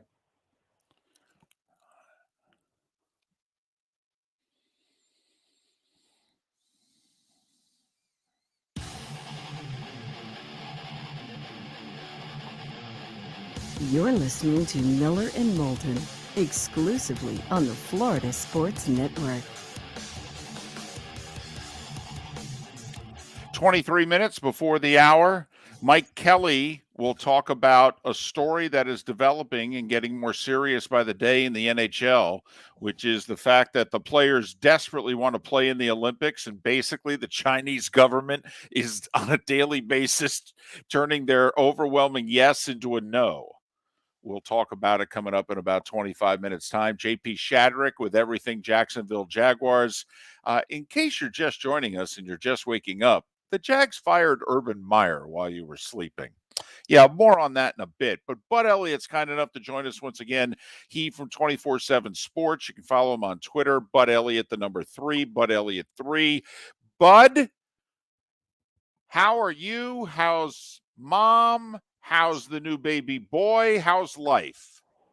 Guys, I am great. A little sleep deprived, but yesterday was pretty great day for us at 24/7 Sports. We're lucky to have a lot of the best insiders in the game, including Steve Wiltong, who is basically like the Adam Schefter or Woes basically of the college football recruiting world. And he was all over the top stories yesterday, and I think we were on air for 8 hours, and the numbers were great. The fans seemed to really enjoy it. So, mom and baby are doing great as well. It's pretty solid right now. All right, Bud, before we get into individual teams and all of it, this was the first real signing period in NIL times with no COVID restrictions of the like. And when it was basically the Takis National Signing Day and they're going through kid by kid in front of a podium, I think that throws people. Just your impressions on the whole of the first NIL signing day. I mean, if you don't like it, blame the schools that make up the NCAA, because they're the ones that had years and years and years to pass some kind of rule. And instead they passed the buck to Congress, and shockingly, Congress didn't get something done, right? And so it just became the wild, wild west, and up to your own interpretation. And this is kind of what we got. So you guys have had me on for a long time. I think it at a certain point, the sport got so big to where it's kind of crazy to think the players wouldn't get something. But this was a wild day yesterday, and it created a bit of there was an uncertainty, because I don't want to say boogeyman, but like you just didn't know what else was out there, right? You generally know kind of what teams are working in what circles for what players in what areas. But the ability to inject a lot of new money into the market, not that there wasn't money in this market beforehand, as Jimbo basically admitted yesterday on Feinbaum, it created some real uncertainty and some drama. Well, and Bud, is that the part that you think some people who are working in the sport, never mind the fans that care about the sport, are having a little bit of trouble with? Is that it used to be cash in a brown paper bag, and it was done a certain way, and we all kind of thought it was happening, but we never really saw it or heard about it. But when kids flipped on signing day, it oftentimes was because of cash in a brown paper bag. Now it's an endorsement deal that we know the facts of. I think you're right about that, right? For some people, it's going to be somewhat jarring, right? Probably like it was jarring back in the 90s when Bowden and Spurrier became the first $1 million coaches, right?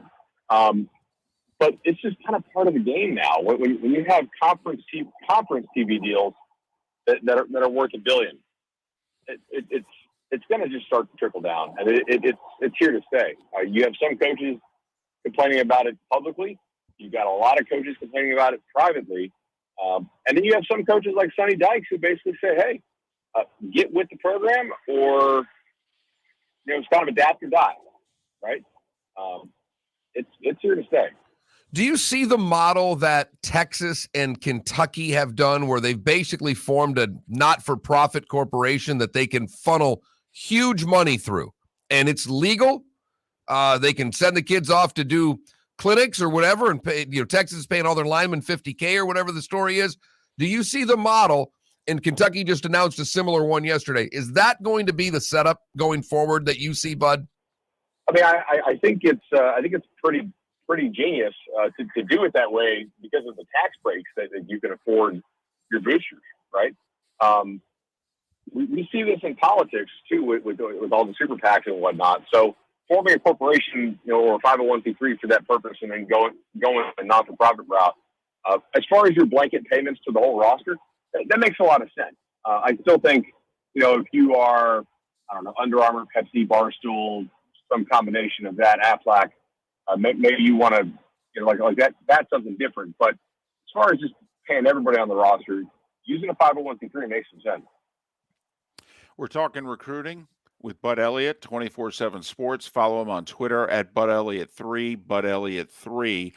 All right. Scale of 1 to 10, was it truly a 37 that Jackson State signed Travis Hunter?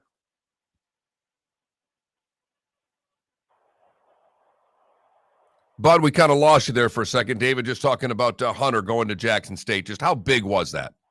Well, it was huge on a lot of levels, right? It was for Florida State. Obviously, you guys are in the state of Florida.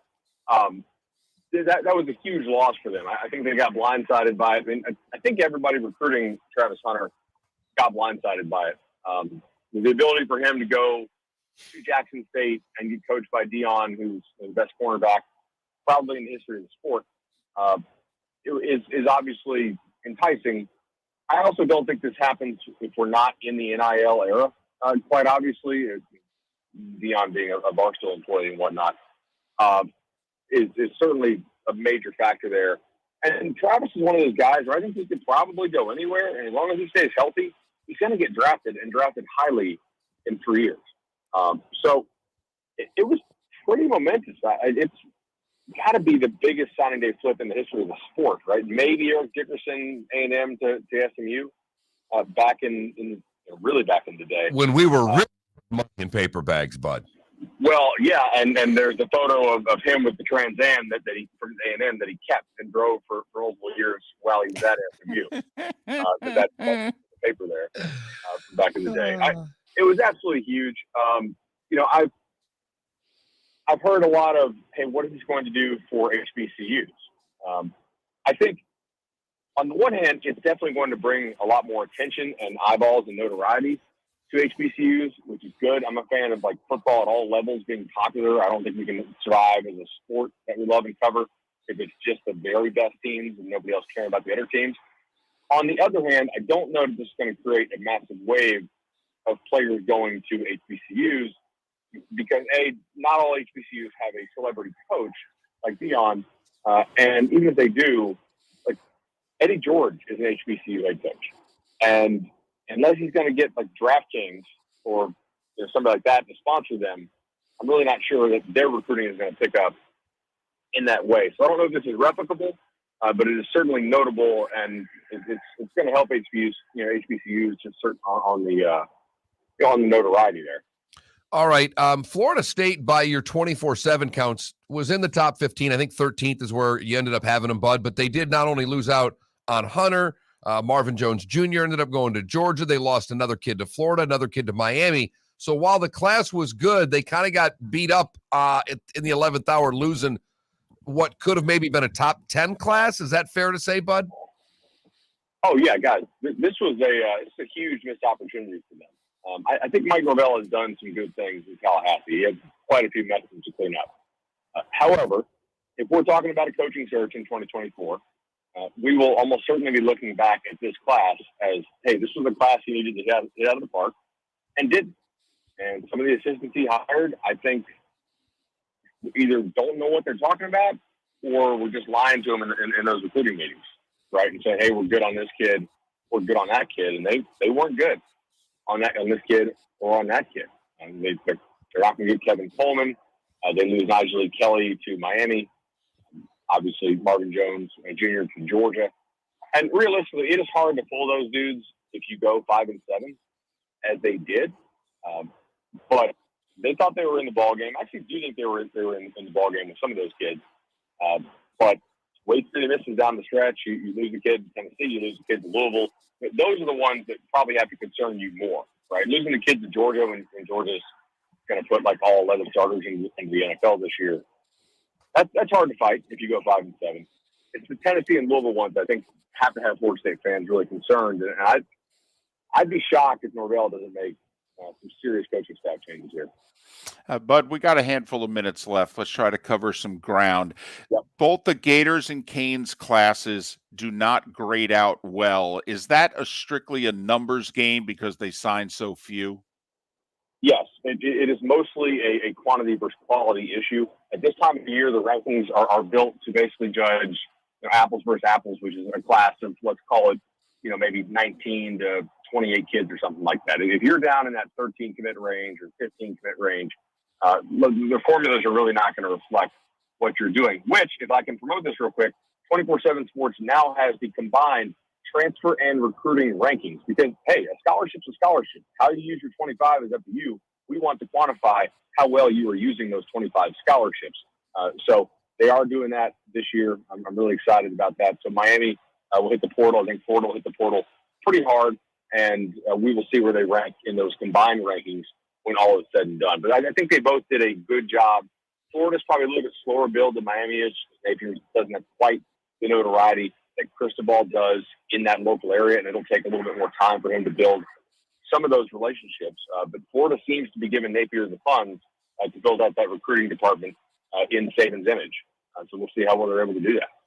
All right, give me two schools that aren't normally top 15 or even top 20. I know Stanford was one I saw. Kentucky were the two that jumped at me, but who are a couple of schools that outkicked their coverage, as we say, in the recruiting business? I mean, look, Kentucky signed more top players instead of Tennessee than Tennessee did. That you like, if you're Kentucky, clearly they reward him, Mark Stoops, contractually by basically being the number 3 team in the SEC. If he does that, in the SEC East. If he does that, he gets a bunch of contractual bonuses. He gets an extra free year on his deal, etc.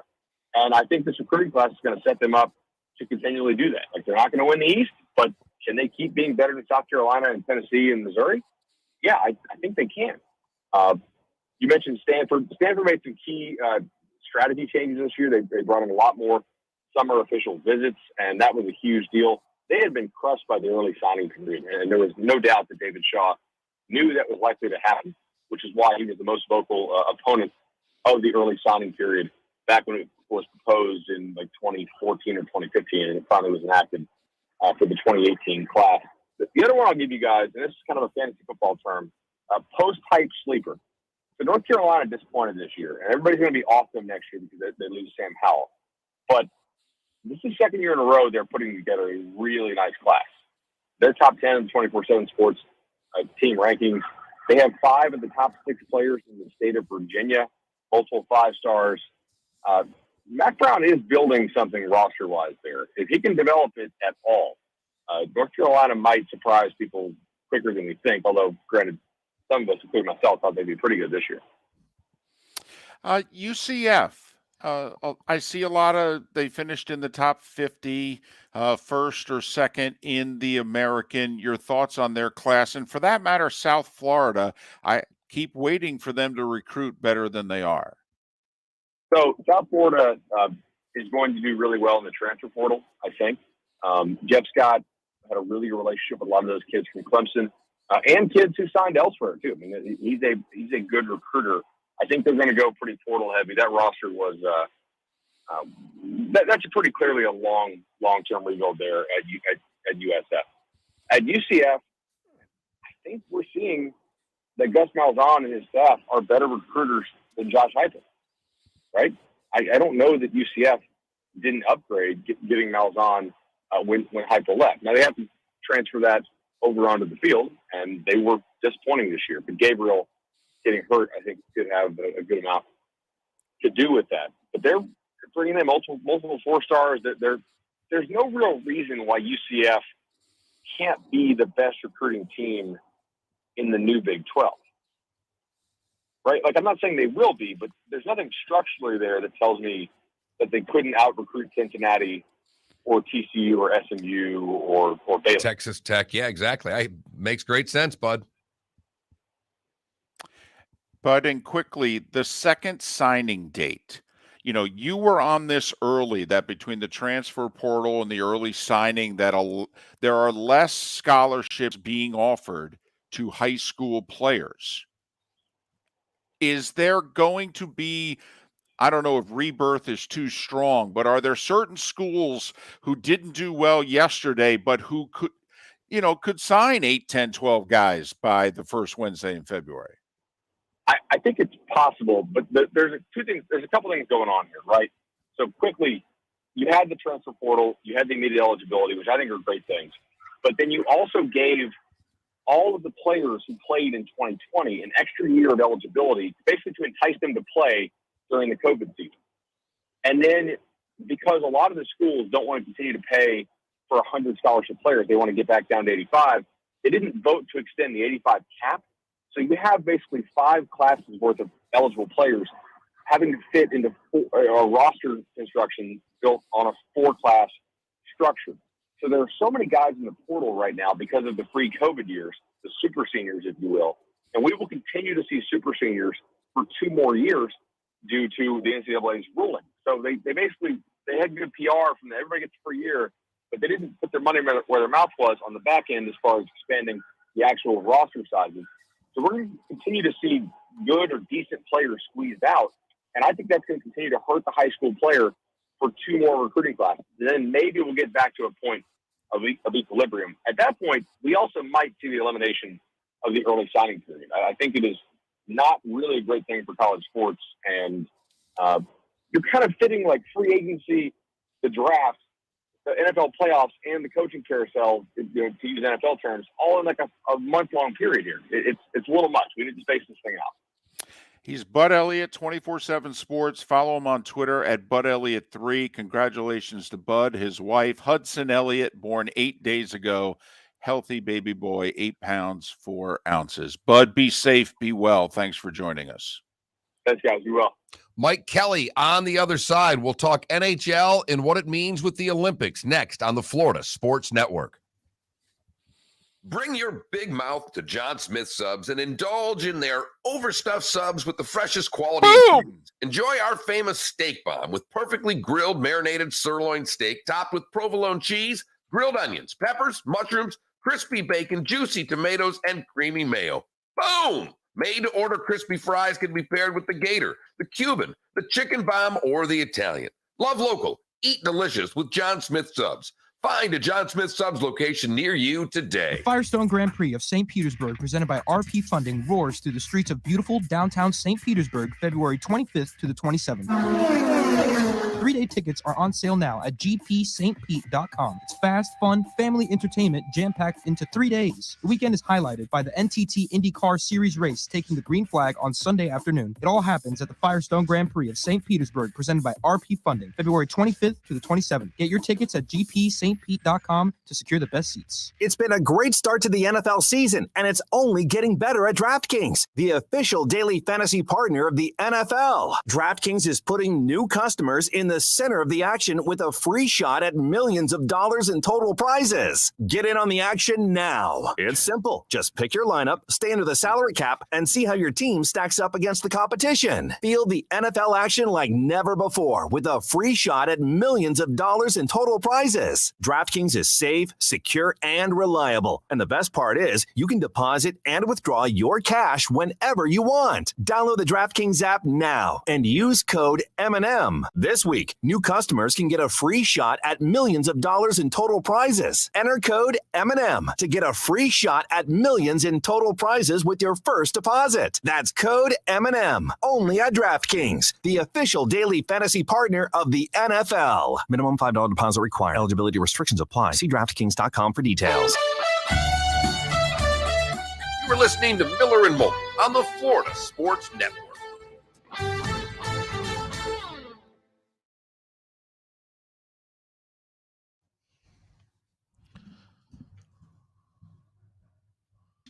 Mark, it freaking did it again. Didn't we? It's freezing up? Yes, and it's always right at the end of my recording. Wow, that stinks, man. Opens up like 70 different pop-up things and just Did that Humanet guy get back to you? That's just for all you urban people. Noreen, it depends. They are trying to fire him with cause. That means we don't have to pay you. That's going to be the story here the next, week as far as urban goes. And Adam, you're going to have to write the names down because I'm not clicking any links on that. It just screws things up when we're doing the live stuff.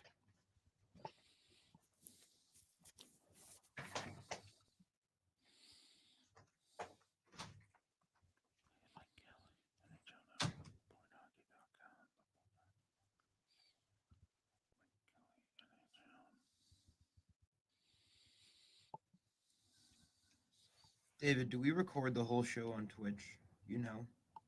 I believe so. Okay, because I might have to use that because the first 2 hours of the show have not been able to record.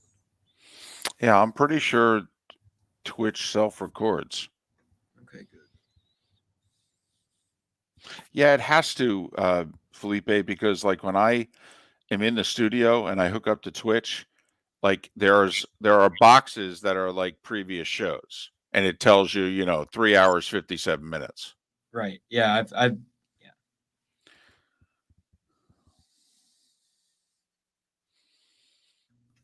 By the way, I'm not kidding about yesterday's night in the NBA. That Lakers Mavericks game was the game of the year. Well, let's not get crazy. Oh, game of the year. It was amazing. I'll run it down really quick. No. I please. I'm at a hotel in Los Angeles. Oh, so you were watching it?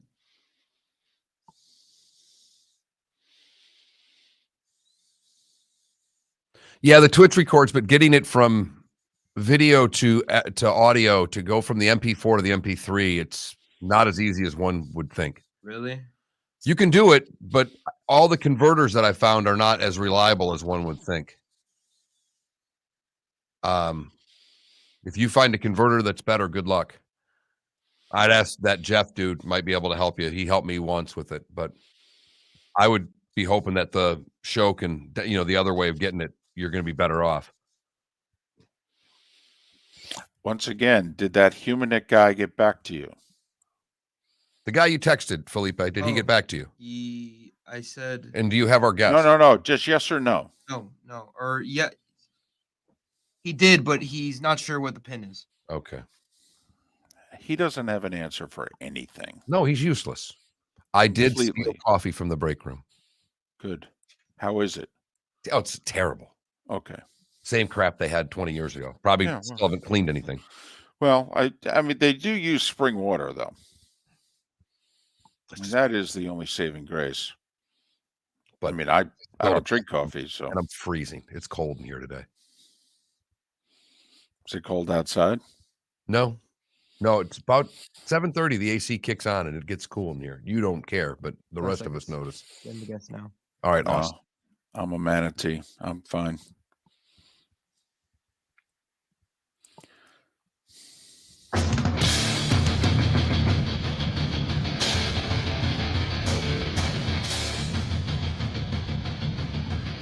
You are listening to Miller and Moulton, exclusively on the Florida Sports Network. And now here's Mark Miller and David Moulton.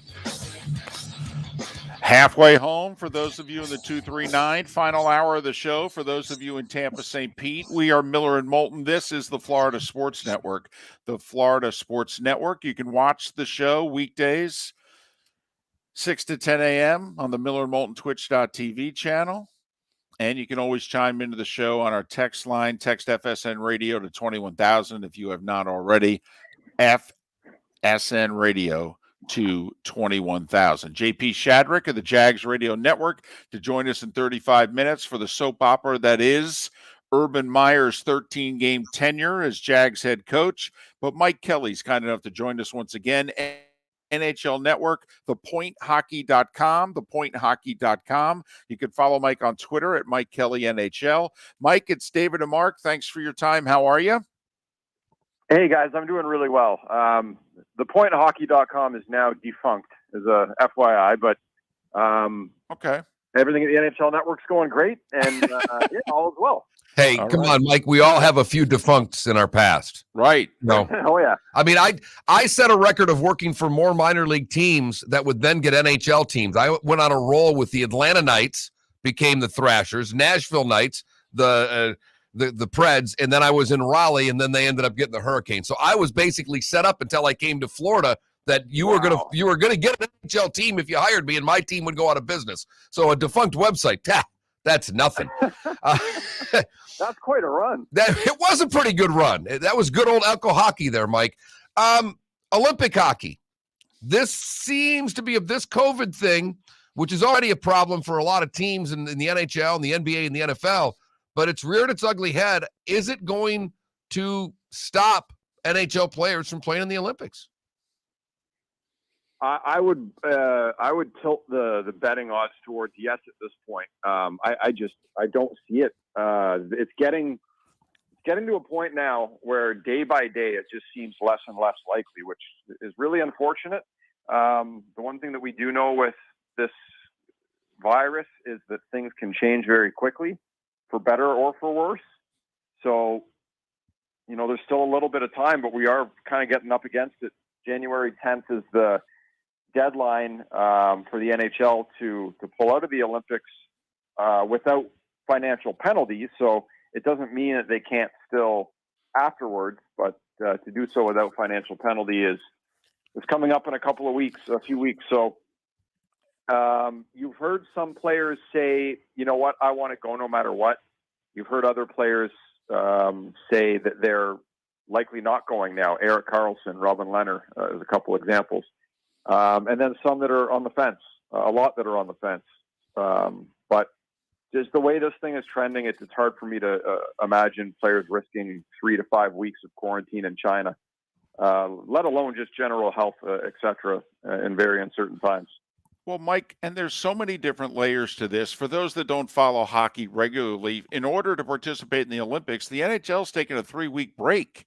So now if at the last minute they decide, you know what, we're not going to do this Olympics thing, well, now do you sit on the sidelines for 3 weeks? I mean, Mike, don't they have to reconfigure the schedule and say, well, okay, boys, we got to keep playing?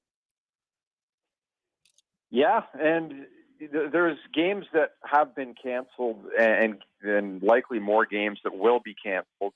There are some makeup games occur in that window.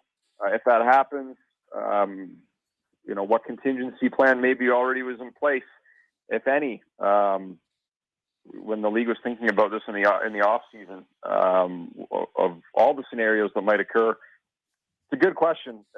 Worst case scenario, time off to allow everybody who's affected by COVID or may be affected by COVID to get healthy may not be the worst thing in the world either. So a logistical nightmare, no matter how you slice it, whether they go or not, with COVID, throwing a lot of wrinkles into everybody's plans. And, obviously Canada's all in whenever an Olympic comes around. But speaking from the American side, there's so many damn good young American players. This was, to me, is still, if it happens, a golden opportunity, despite the time differences, to see maybe the best American team that's ever been put on the ice together. It's really good. No question about it. And, goaltending is fantastic. You got Hellebuck from Winnipeg, John Gibson in Anaheim, Thatcher Demko in Vancouver. Thatcher Demko is a tremendous goalie.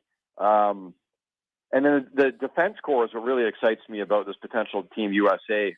When you think about all the dynamic, offensive, especially gifted defensemen that the Americans could roll out here. Wow. And skilled forwards as well. So, yeah, I would look at Team USA if they're going with, all the NHL players that they could get. Definitely a contender for a gold medal and potentially a favorite. That is how good they are. Canada's going to be right there. Sweden as well. But U.S., they could absolutely do it. Mike, is there any chance that you can have some guys go and some guys not? Because the Russian players seem to all but be saying publicly, this means more to us than winning the cup.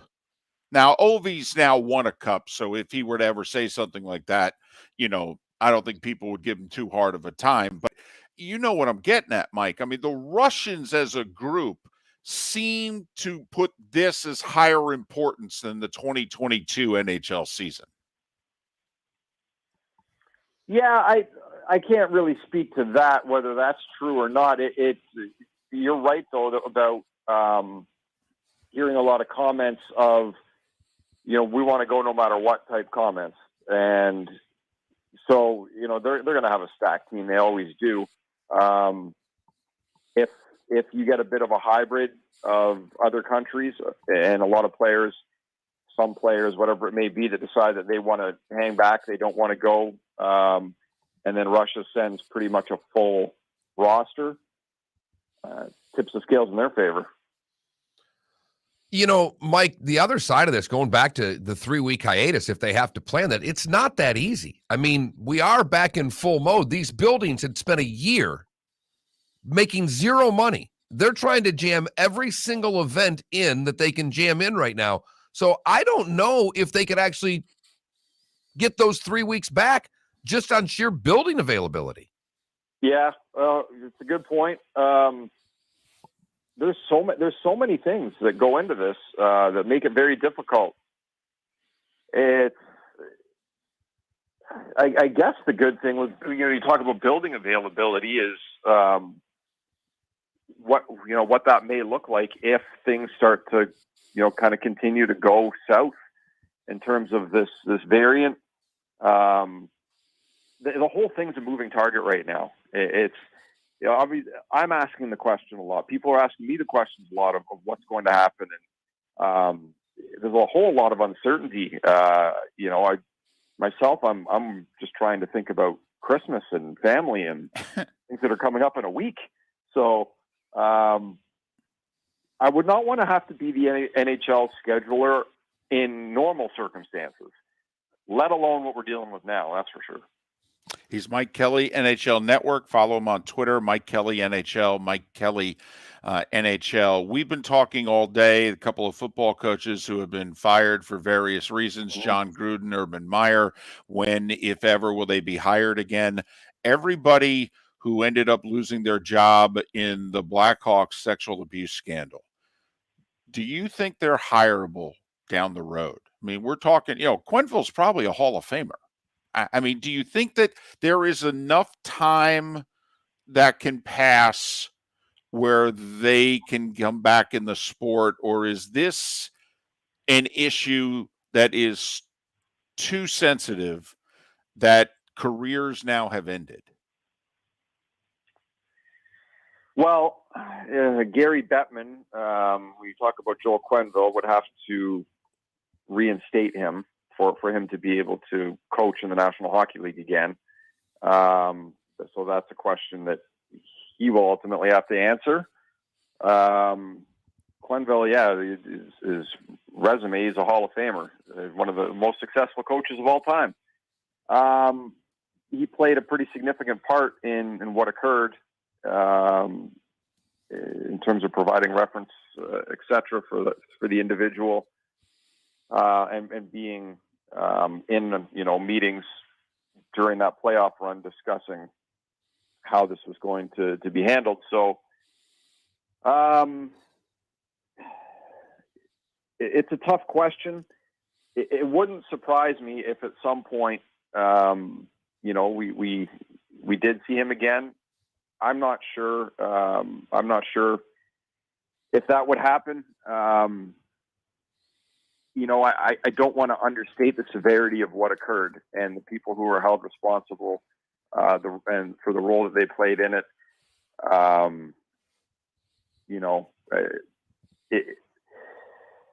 It's a tricky question. Yeah, well, we can certainly see that you're wrestling with it, and I have a feeling a lot of people will be as well. Mike, thanks for making time for us and dealing with this issue. It had interested us for the last week or so. Every day it seems as if we're not going to have Olympic hockey. We wanted to get somebody to talk about it. Thanks for making time for us. Merry Christmas, Happy New Year, and we'll talk again maybe by January 10th. That sounds great. I hope we do get Olympic hockey with NHL players. The best on best is there's nothing like it. And like you said, the American team would have a real shot this year. So Merry Christmas, Happy Holidays to you as well. Mike Kelly from the NHL Network. Follow him on Twitter at Mike Kelly NHL. It's one of those stories that's been out there that is getting no oxygen because of, football. We wanted to give it a little bit of oxygen. The NHLPA desperately wants to play in the Olympics.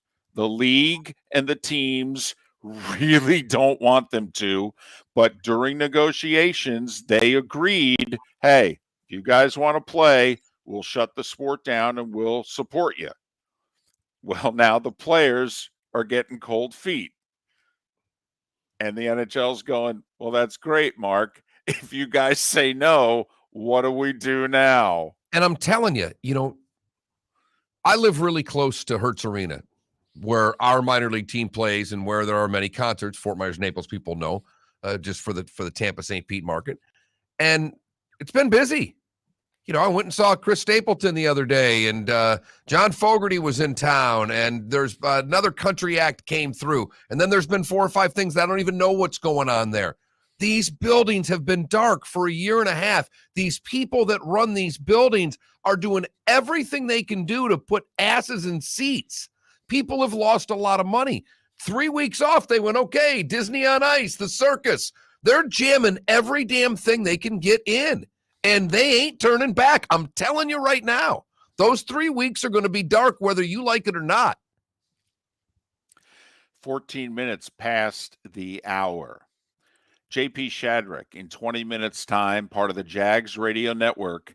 If you're just joining us and you haven't heard, grip the steering wheel a little tighter than you normally do. While you were sleeping, the Jags fired Urban Meyer. Miller and Moulton, thanks for listening to Florida Sports Network. Mark Miller for Orange Whip Golf and Fitness Power Peel at Home Training System. This complete body and swing trainer uses resistance band connection system to fix bad habits and ingrain a more consistent, powerful swing. The Power Peel system is powered by functional golf swing training technology. It trains both your swing and body at the same time. Simply make a few prescribed resistant band connections, and in a few steps on the peel, you'll swing better, feel better, and play better. Use it before your round of warm-up, as your daily fitness routine, or anytime you want to peel and train the swing you've always wanted. Pair the Power Peel with the Orange Whip Golf and Fitness at Home training technology, available with a monthly membership, and maximize your results with Golf Fitness X coach-led programs that take less than 20 minutes a day. Buy the Power Peel training bundle now for 4 interest-free payments of $115 by going to orangewhipgolf.com and use code Miller10. That's code Miller10 to save $45. Go to orangewhipgolf.com and use code Miller10 to save $45 and play better golf. Go to orangewhipgolf.com. You are listening to Miller and Moulton on the Florida Sports Network.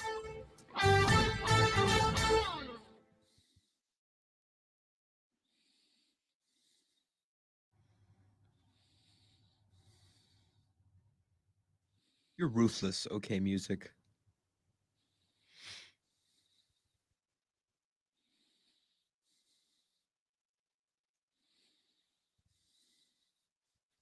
Also, I think I fixed the recording issue, so I'll have half the show recorded. You can't get the first half back? No. Okay. Maybe you can try to jury rig it off of Twitch. Yeah. I'll try that, and then I'll see if I can use a converter to make it MP4 to MP3.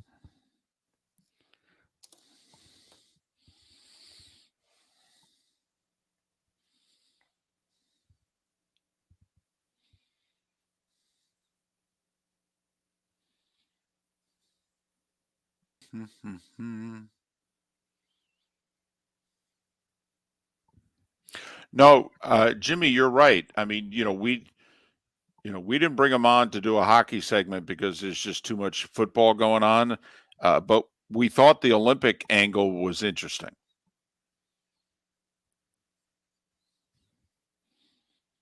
I didn't necessarily want to do it at the top of the hour, but you get guests sometimes when you can get guests.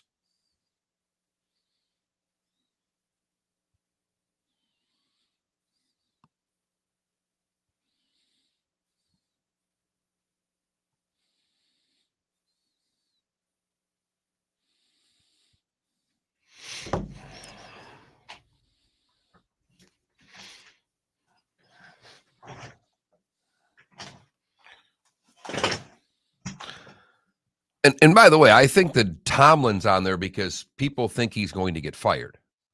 Well, that's laughable. That's BS. But people, all right, you go listen to Pittsburgh radio right now. What? Every third call is going to be a fan wanting Tomlin fired. That's why these things come up. Idiots. I'm not saying that they're smart. I'm just telling you. One of the winningest coaches in the NFL. Right. Adam, so can I. I think he should, too. It's really what David should do today. I'm totally with you. What's on? Drive around the convertible blasting Randy Newman's I Love L.A. I'll drive around in my rented SUV. How about that with the windows down? That's the best I can do, guys. Fine. Should play some Tupac.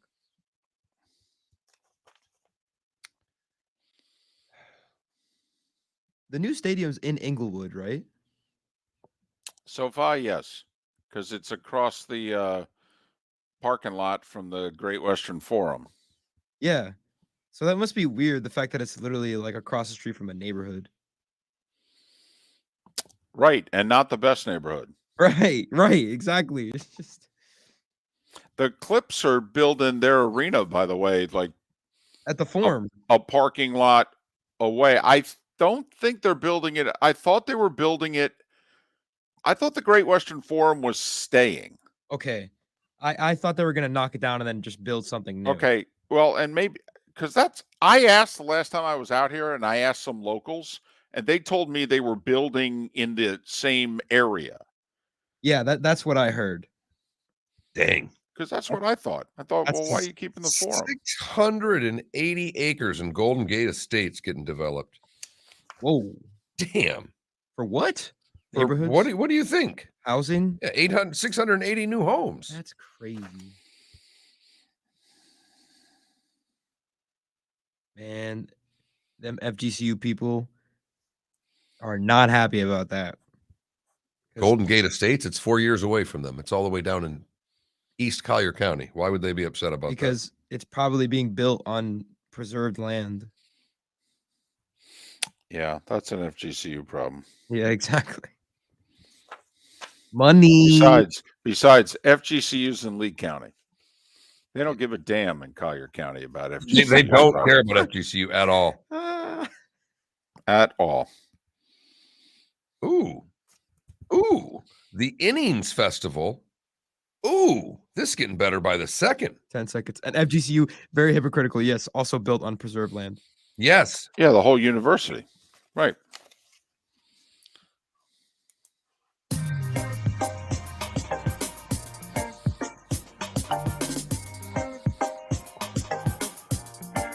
Welcome back to Miller and Moulton, only on the Florida Sports Network. 21 minutes past the hour. Top of the morning to you. How the heck are you? Miller and Moulton. I'm in Los Angeles. Thursday night football tonight. It's actually a good game. 9-4 Chiefs have won 6 in a row. 8-5 Chargers. Chargers beat the Chiefs earlier in the year. If they win tonight, they're tied, but they own the tiebreaker. Chiefs just a 3-point favorite. Yet no one's given the Chargers a legit chance. I mean, Mark, this game feels like it's contender versus pretender, right? And that the Chargers tonight, even if they lose, if they give the Chiefs a game and it's 30-24 Chiefs at the end of the day, that people may go, wow, the Chargers are pretty good. I don't think so, David. I actually think if they lose, people will go same old Chargers. I really and truly do, because they've lost games forever against good teams. They've come close. Style points don't matter on Thursdays and Sundays and now Saturdays and Mondays and whatever other day they can jam an NFL game in. But I don't think style points matter. I do think if the Chargers win, that tomorrow, not you and I, but shows nationally going, this team's pretty good. They've beaten the Chiefs twice. And and especially now if they beat them, because the Chiefs were stumbling, bumbling along there. They weren't playing very good football. Now they've strung 6 in a row together, right? Is it 6 or 5? 6. They were games 3-4. Yeah. I mean, we were talking about whether or not they were going to make the playoffs a month and a half ago, and now everybody thinks that they are the team that will represent the AFC in the Super Bowl. I mean, even with Bill and everything that's going on in New England, I think if we put the proverbial Moulton's $20 out there, the Chiefs would win the argument every time. Absolutely. Right now they would. They're the 2 seed, and most people feel that, well, they could go into New England and win if they had to. We'll see if the Patriots can finish the deal from here. They still got Buffalo coming to their place and a couple of other interesting games. But Chargers hosting the Chiefs tonight. And I'll be curious how many Chargers fans there actually are. Because I'm not sure the Chargers have fans in Los Angeles. There's been no proof of that, Mark, in my 3 years of doing Thursday Night Football, that the Chargers have any fans in Los Angeles. And I've been out here a lot. David, seriously, give me your prediction for the venue, percentage-wise. 70% Chiefs fans? And I'm not messing around here. 80-20, 70-30, 90-10? I think 70's closer to it. I would conservatively, I'd put the over-under at 2-1. So 67.5%, I'd put the over-under at. Okay, and I can take that. That sounds about right. And not to spend too much time on this, but it's an interesting game. Let's face it, we all know about the Chiefs. They're the standard bearer in that conference until proven otherwise. You've had to go through Arrowhead the last 3 years if you wanted to go to the Super Bowl, and only Tom Brady and the Patriots could get that job done. But, this is Justin Herbert, year 2. This is a chance for him to be like, hey, boys, okay, we're going to be someone you got to deal with for the next 10 years too, okay? I ain't going anywhere. So big stage for Herbert tonight. Let's face it, the LA Chargers don't get a whole lot of national games. No. And they got the Chiefs on a Thursday when there ain't nothing else going on in the world. And David, there's the other side of this, because you and I are still, one, we're pulling for Tua because we work on the Florida Sports Network, and we'd like all the teams in Florida to be good. Life's better doing a show about good teams than bad teams, and specifically doing it about good teams versus mediocre teams, because the Dolphins are hung in mediocrity right now. If Tua can develop, they can get out of mediocrity and be a pretty good football team. And Tua's always going to be compared to Herbert because of the draft. Sure. Peyton Manning did a really nice story about Tua's progression on ESPN this week. And, well, there's the part of me that if Herbert plays well, great. But then there's the other part. If Herbert gets on national television and has the bad game, I wonder where all the Tua people will be tomorrow morning. I mean, those are the other things that enter my weird brain when I start thinking about games like this. We said, David said about 2/3 of the fans he thinks will be Kansas City. That is right up with our poll questions today. Who gets hired first? Urban Meyer, John Gruden. Right now, Meyer with 61% of the vote. But the more important, even though less voted on question, shocking, the sports questions are doing better than food questions these days, David. I know. What the hell is going on? Better dipping sauce for wings, blue cheese getting exactly 2/3 of the vote right now. Thank you, everyone. Ranch. Thank you. Yes, this is restoring Mark and Felipe's faith in humanity right here. Ladies and gentlemen, you have no idea what is apparently riding on the results of this poll question. Felipe, how long between the end of the show and you and I going to Rusty's to start just downing wings? And for those listening in the Tampa St. Pete area, that is a bar that is literally a half wedge from where we sit. I could place an order and during commercial break, pick up the order. They're not open yet. Nah, but they're not open. They're not open. We're a morning show. I do know people there, and if the proper people are working, we might be able to have them by 10:05. We'll have the first wings of the day. Oh goodness, that sounds really good, David. Well, now I'm hungry. I got to be honest. I wasn't, and I literally, my stomach growled while the two of you were talking. And it's 5:27 where David is, so there is not a wing in sight for Mr. Moulton right now. Let me tell you, there is a breakfast buffet that's going to get shredded at 7:03. Shredded here in Marina Del Rey. One thing that we have not talked about yet this morning, we mentioned the overlying story, but something specific in it. When Deion Sanders, head coach of Jackson State yesterday, using Barstool's money, right. Deion's charming and all, and then he could talk Miller and Moulton into anything. We're huge fans. All right. But, I mean, come on. Travis Hunter got more money to go to Jackson State than he was going to get to go to Florida State. A lot more. And that's why ultimately he chose Jackson State. Because once you have that much money, then Deion's charm helps seal the deal. And Deion, by the way, knew it was coming because he did tweet out Tuesday night, "We're going to shock the world tomorrow." All right. And people had no idea what he was talking about. And by lunchtime yesterday, they were starting to get a whiff of the story. And it was like, holy mackerel, is this really happening? But Mark, do you think that Deion got himself a Power 5 job next year with what he did yesterday? Well, I do believe, was it a TCU player that tweeted out, "We want Deion" at some point yesterday? Well, there were a TCU former player. Well, there were TCU players when the job was open before they hired SMU coach Sonny Dykes, who were lobbying for Deion. I understand that, but I thought, and I may have read it incorrectly, David, because I know that those happened, but I was under the impression that even yesterday it was happening again. And I do think that is, I think it's probably the biggest story to watch in college football, because on one of the ESPN, the Around the Horn show, one of the hosts was just incredulous with his disdain for Barstool and the fact that he's got to talk about this and that Barstool did it. And it's already set up. So your relationships with high school coaches, and that's one thing. But now who's your relationship with and how are you going to get NIL money?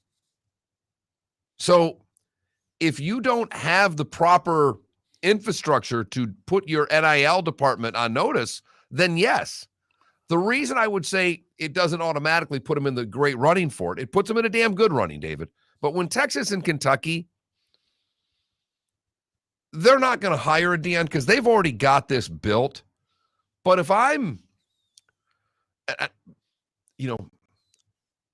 anybody middle of the road, Power 5, if you're Indiana, if you're Texas Tech, TCU that you mentioned, yeah, I maybe. Well, the one thing that I think it did is I don't know how many people were seriously considering, and I don't just mean us and listeners and what have you. I'm talking about, people in a position where they can actually hire a coach. I don't think many people were taking Deion Sanders seriously, even with him having success at Jackson State on the field. A lot of success, by the way. They're playing for the HBCU National Championship coming up here in a few days. But I don't think they were taking his candidacy. Remember, we asked Bud Elliott a question about Deion and TCU, and we asked him how much of a chance does he have, and he could not say zero fast enough 2 weeks ago. Right. I think now, this 2 years from now, if Mike Norville's not making enough progress, I think this makes Deion a viable candidate in Tallahassee. I do. He's not going back to Tallahassee. Why? He should hold down his job at Jackson State. That's what I think. All right. I'm going to put you back in the penalty box. Yep, back in the penalty box. Okay, we're going to let the adults talk for a second. You know what Mel talk? Excuse me. Yes. You're in the penalty box. So I want you to listen for a second. I'm trying to do this nicely. I'm trying to teach you a little bit. What do you think he's making at Jackson State to be the coach? Less than what he would be making. Do you think that they could pay him $10 million a year to be their head coach? Not in a million years, Felipe. Felipe, you're still in the penalty box. No one has said that you can talk yet. You're listening. Listening does not mean talking. Listening means opening these things up and not using this thing. They're paying coaches $10 million a year to coach college football. Historically, black colleges don't have the kind of money to pay. He is going to go where the money is.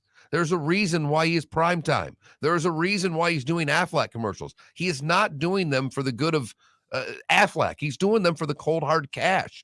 And if Florida State offers $10 million, he's going to take it. But at the end of the day, it was about, could Deion get players? It's one thing for some kids on Twitter to react to Deion and this, that, and the other thing. But if you're hiring a coach, you're like, can this guy build a program? Can he really get the kind of players we need to do what it is we want to do? I think yesterday was a big day for Deion. There were a lot of people who thought Deion Sanders as a football head coach was a joke. And were, quite frankly, not all that impressed with even what he was doing at Jackson State. And yesterday, a whole lot of people said, I might have been wrong about this. This seems to be working, and working well. Look, he's done a great job. He won the conference title. He got this great recruit. At the end of the day, Deion will never coach for a national championship at Jackson State. If you want to be the highest level coach, you want to play somewhere and coach somewhere where you can compete for championships. This is what coaches do. This is why Brian Kelly just left Notre Dame for LSU. So don't tell me that Deion's going to stay at Jackson State. It belittles the show to say something like that. Then again, maybe he wants to literally change the entire system. I'll go back to what our previous producer said about Deion a long time ago. Deion's not about changing things. Deion's about money. Deion has always been about one thing. His entire life, he's been about money.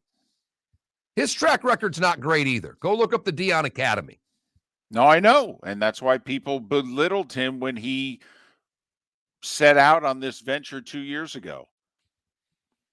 I think yesterday was a big day for Deion, though, if in fact he wants to be a Power 5 head coach. Then you have to ask yourself the other question. While Barstool is ginormous on every college campus across America, are administrators ready to go and get in bed with Barstool to make their football program better? That's a tough ask, David. Depends how many games. Tech's going to have to lose a lot of football games for that to happen, David. Oh, I don't know. One more 5-7 season, Mark. I actually think they'd be ready to go. Miller and Moulton. JP Shadrick. He's ready to go. He's part of the Jags radio network. They fired Urban Meyer while you were sleeping. We'll talk to JP about it next. Miller and Moulton, Florida Sports Network. The NFL season, and it's only getting better at DraftKings, the official daily fantasy partner of the NFL. DraftKings is putting new customers in the center of the action with a free shot at millions of dollars in total prizes. Get in on the action now. It's simple. Just pick your lineup, stay under the salary cap, and see how your team stacks up against the competition. Feel the NFL action like never before with a free shot at millions of dollars in total prizes. DraftKings is safe, secure, and reliable. And the best part is you can deposit and withdraw your cash whenever you want. Download the DraftKings app now and use code M&M. This week, new customers can get a free shot at millions of dollars in total prizes. Enter code M&M to get a free shot at millions in total prizes with your first deposit. That's code M&M, only at DraftKings, the official daily fantasy partner of the NFL. Minimum $5 deposit required. Eligibility restrictions apply. See DraftKings.com for details. You were listening to Miller and Moulton on the Florida Sports Network.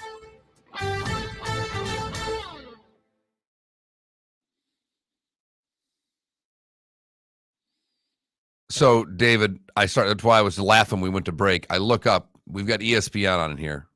And for the Urban story, they go to Paul Feinbaum.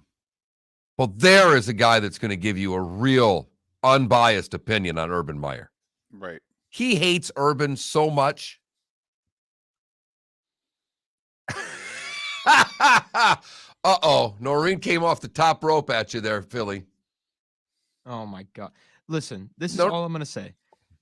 You're going to be wrong, but go ahead and say it. If Travis Hunter becomes a Hall of Famer, he'll be the 5th in Jackson State history. Do you know who one of those Hall of Famers? I don't care, but go ahead and tell me. What does that have to do with Jackson State? A man by the name of Walter Payton. Okay. Do you know when Walter Payton played there? That white schools didn't recruit black kids? Yes, I understand. Okay. Just want to make sure you understand, because like I grew up collecting cards, football cards and baseball cards and stuff like that. It's the only reason I knew what Grambling was, because it was on the back of all these football cards. There was a time that the NFL was filled with historically black college and university players, okay? That day has come and gone. I just really like this experiment that he's got. We're on the radio again. Philly? Listen, I fixed it. how does this happen?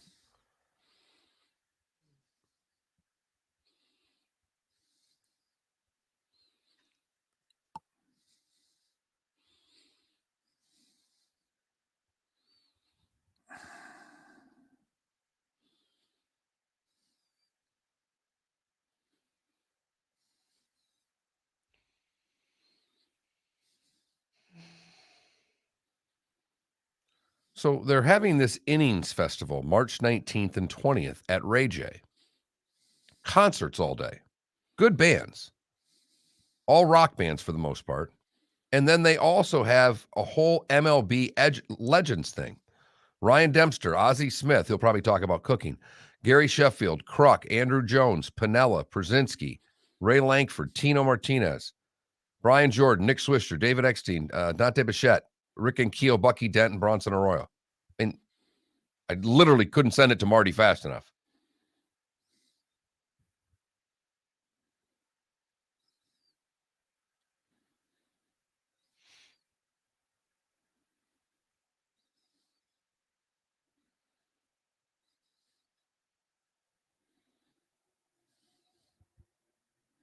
That is a really weird combination, though. Baseball and rock and roll.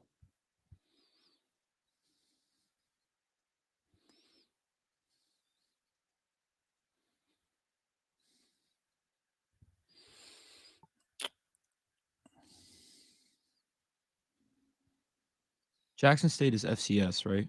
Yeah. Yeah. Did you call JP? Yeah, I'm going to call Okay. him. Please do. He just texted me. He's worried. Yeah. There's 2 reasons why they didn't make the playoff.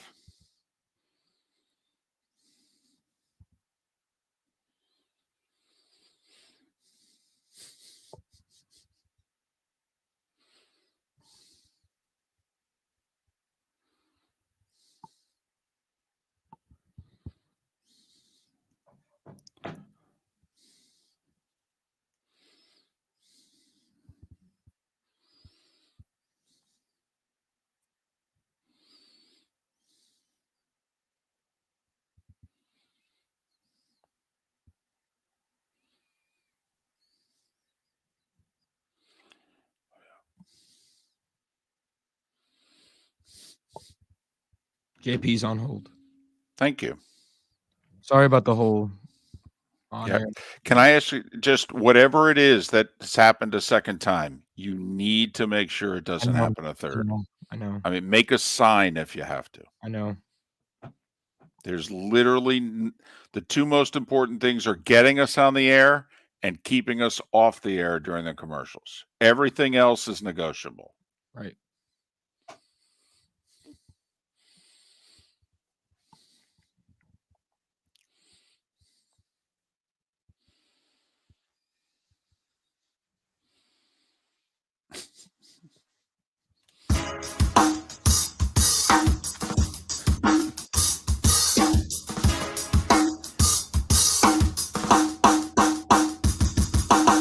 Welcome back to Miller and Moulton, only on the Florida Sports Network.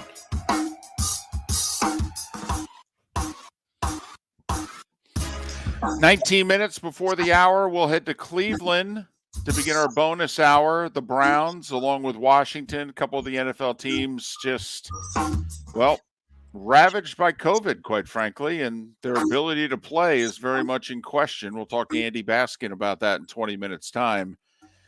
JP Shadrick, longtime friend of the show, part of the Jags radio network, is kind enough to join us once again. You can follow JP on Twitter at JP Shadrick. JP, first off, I think since we last spoke, didn't you turn 40? I did. Thank you. Good morning. That was last weekend. And, yeah, it's been quite a week since I turned 40. I'm going on 50 real quick.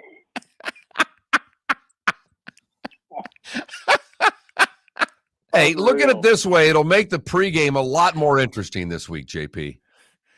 You got that right. It makes a lot of things a lot more interesting this week. And it's, we're kind of laughing and all that. It's just a horrible situation for this organization, obviously.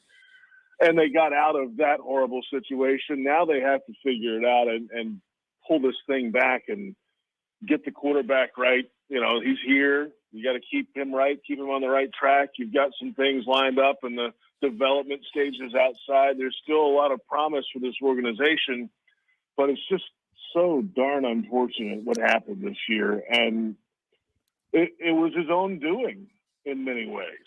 So the mistake is now done, and you can move forward. And we're just so new into moving forward. It's just still a little bit in shock, I think, around here today. JP, did the owner, in your estimation, conclude that the Tampa Bay Times story was correct, or once the story hit the website, it just didn't matter anymore?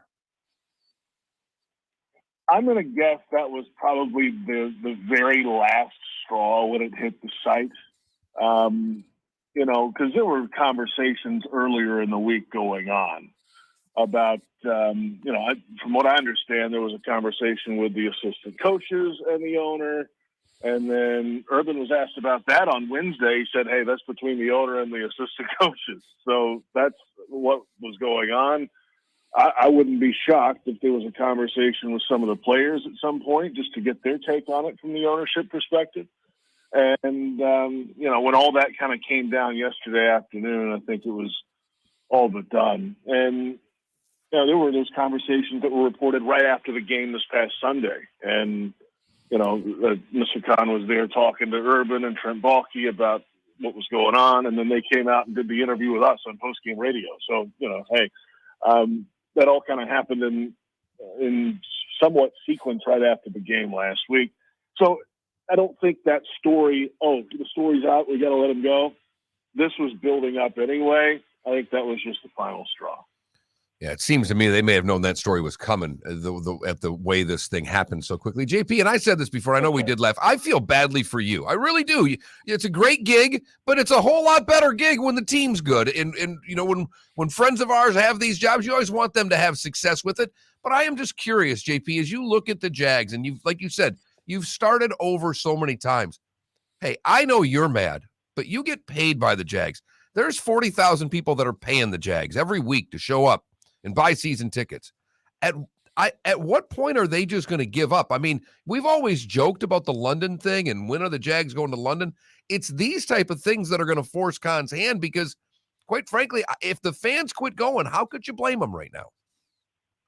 Yeah, first off, don't worry about me. I'll be just fine. Oh, we know. We just want you to do well. I'll be able to handle it. I appreciate that. But and that was going to be my answer was it's the people that come to the games. It's the people that listen to the radio shows. It's the people that call in the post-game show to complain or not complain or enjoy a win or whatever. And that was starting to wane. I mean, let's be quite honest. I mean, the fans have not been coming this year. The team's not playing that well. And all of this out of the football news was going on. And that's just a bad combination. And, this will be, let's see, Mr. Khan has made some very good decisions on the business side of it, right? All the development around here that's about to start. He's done a lot of things inside the stadium that he doesn't own. The one thing that hasn't gone well is the decisions and the hires on the football side from day one. That's the one thing he just hasn't really been able to get right. It started back in 2012 when Gene Smith was retained as the GM. Mike Mularkey was here as the head coach. After 1 year, they were both gone. Dave Caldwell came in, first-time general manager, younger guy. They rebuilt the whole roster. Gus Bradley brought in as the head coach at that time. They sent Bradley out. They brought in Doug Marrone, who had been here a couple years as an assistant, a retread. He had been a head coach in the league, obviously, before. He stuck around with Caldwell. They brought in Coughlin over top of all that.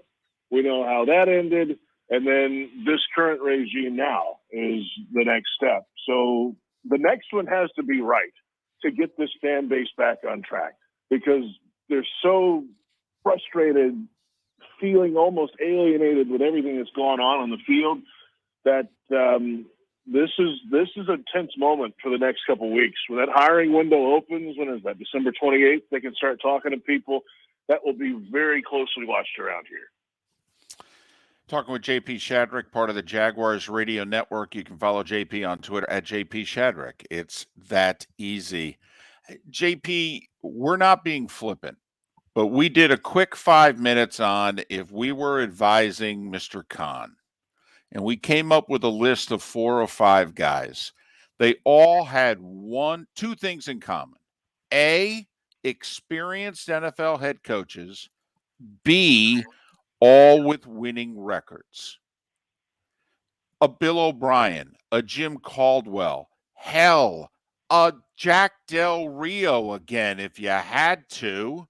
I mean, second most successful coach in franchise history, right? I mean, if you're going to call Jim Harbaugh, now's the time. He finally beat Ohio State. He can move on if he wants to. I mean, don't you think that in a way, JP, the interview pool has to be really small this time? It has to be experienced, winning.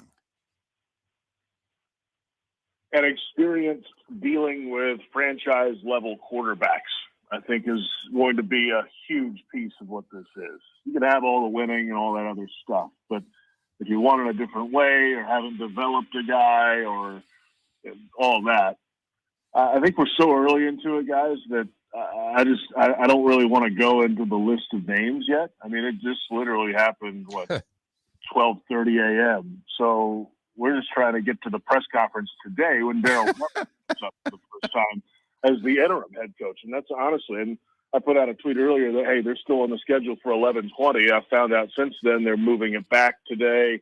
So, I don't know what time that's going to happen. But to your point, it's got to be somebody, at least in my opinion, that has, for a lack of a better term, some skins on the wall, maybe not championships, but has done it with a quarterback before and can just kind of calm the noise. And that's what Trevor said this week, right? I thought Trevor Lawrence's press conference this week was very telling. And it was his best moment, I think, as the franchise quarterback here, at least to date. Hopefully there are a lot better moments to come. But when he was asked about all the noise and can you move forward with all this noise going on outside the organization? This is yesterday. Urban had just spoken not long before him. And he's like, no. Like, something's got to change. We can't have this noise to move forward. You know, at some point we got to stay out of the headlines and go back to just playing football, something to that effect. And it was a brilliant answer, but it was very telling, obviously, with the news that came out later in the night of what the mindset of that franchise quarterback was. And I think the impact of that mindset of the franchise quarterback on the organization. That's where we are. It's so early in the process, but don't be mistaken. Trevor is the big piece of what's going to happen next year. All right, JP. David's out west working for the Fox crew, and one of the other people he works with called him in his room and woke him up after midnight Eastern, after 9 Pacific time. I woke up this morning at 4 a.m. to find out. When I got up, I actually, one of those mornings, I woke up 45 minutes before the alarm and grabbed the phone and went, holy blank. How and when did you find this news out, JP? Well, yesterday afternoon, what's today? Thursday? I've lost track of the days. Yesterday, Wednesday, I had a show, and I was walking out of the stadium about 5:40 p.m. And I look to the right, and there's a little corral where the cars are, and I'm like, that's interesting. Urban's car is not there. Okay, I just thought about it, but all right, there's a lot of stuff going on here, whatever. Maybe it's getting charged up or something. I have no idea, right? Whatever. But it was odd because it's Tuesday, or it's Wednesday. It's a big, important day to get ready, and the coaches are later and all that. I went to a movie screening last night, and the phone started blowing up late in that. I got home, and I was going to wait up to see what would happen if there was an official thing that came down, because kind of had an inkling what was going to happen. And I fell asleep on the couch. And I woke up about 2 a.m. and it had happened like 2 hours earlier. So I missed the initial, oh, he's out, and the tweets and all that. I got up in time this morning to come in and do this show with you guys. So that's kind of how you found out. The word the whispers started happening later in the evening. At least inside, and then boom, there's the official statement right around midnight. JP, do you think it will be very obvious in terms of the performance on the field the next 2 weeks, which are very winnable games against the Texans and the Jets? Do you think that it's one thing for the employees, but do you think that this is a huge weight that will come off the players' shoulders as well? I don't think there's any doubt about that last point. Because as you've heard, there's all the stories, Marvin Jones having a screaming match and leaving the facility. And then, of course, the former kicker now has had his say, at least on the record. So there's a lot of that. I'm guessing there's more of that. If there's only those two guys that are out there in the public light, there's probably a lot more of that.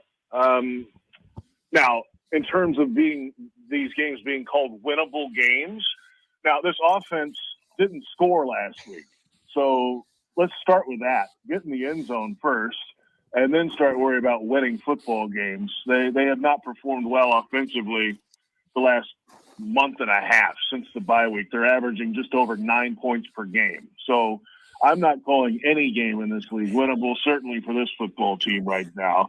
But, again, to your last point, maybe the clouds lift the next couple days, today and tomorrow on the practice field. Maybe Darrell Bevel, and JB, head coach, offensive coordinator, can call a different type of game.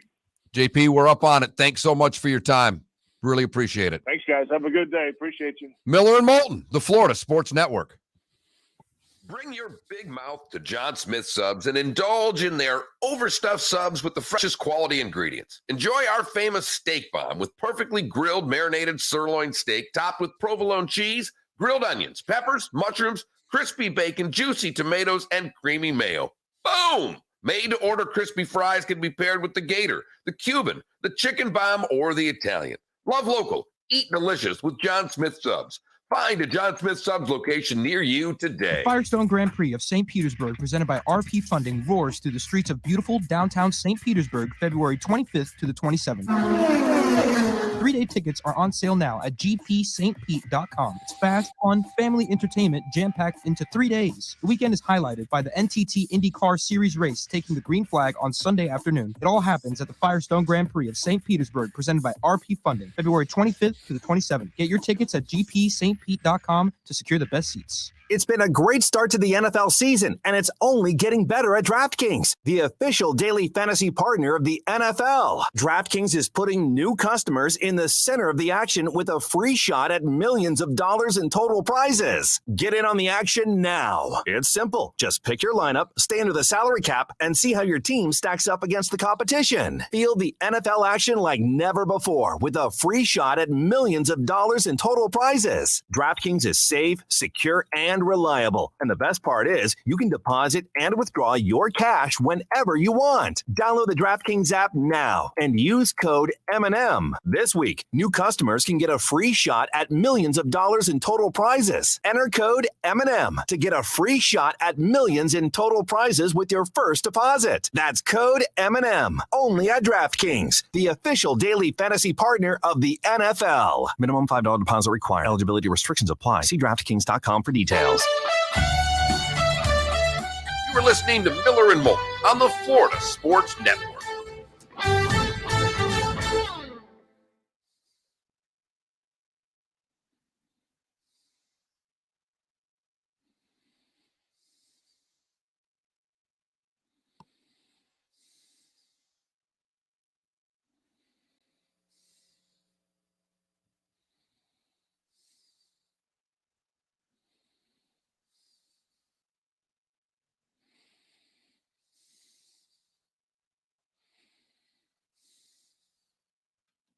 Okay, you're not on air this time. I'm sorry. Well, that's You know, that's your good to know. sarcasm's cute, but No, no I offense, it know. is your job. I know it's a big issue. It's yes. it's the It's biggest my job. I have one job. Yes. One job. Well, you have two, but that's that's the biggest part. Yes. Uh, Guillermo said pilots are taught above all. yeah, I read it. Yeah. Everything he said's true. Fly the plane. Obit in the Pittsburgh Post-Gazette starts out this way. A plus-size Jewish lady redneck died in El Paso on Saturday. Of itself, hardly news or good news, if you're the type that subscribes to the notion that anybody not named you dying in El Paso, Texas is good news. It just keeps going from there. Wow. Oh my God. So it gives her name, Rainey Mandel Corin, has many surviving children, grandchildren, great-grandchildren, many of whom she even knew and in her own way loved. There will be much mourning in the many glamorous locales she went bankrupt in. Her birthplace, where she fell in love with ham, atheism, Fayetteville, and Kill Devil Hills, North Carolina. Where Rainey's dreams, credit rating, and marriage are all buried. And, of course, Miami, Florida, where Rainey's parents, aunts, uncles, and eternal hopes of all Miami Dolphins fans ever are buried pretty deep. Rainey was preceded in death by Don Shula. Wow.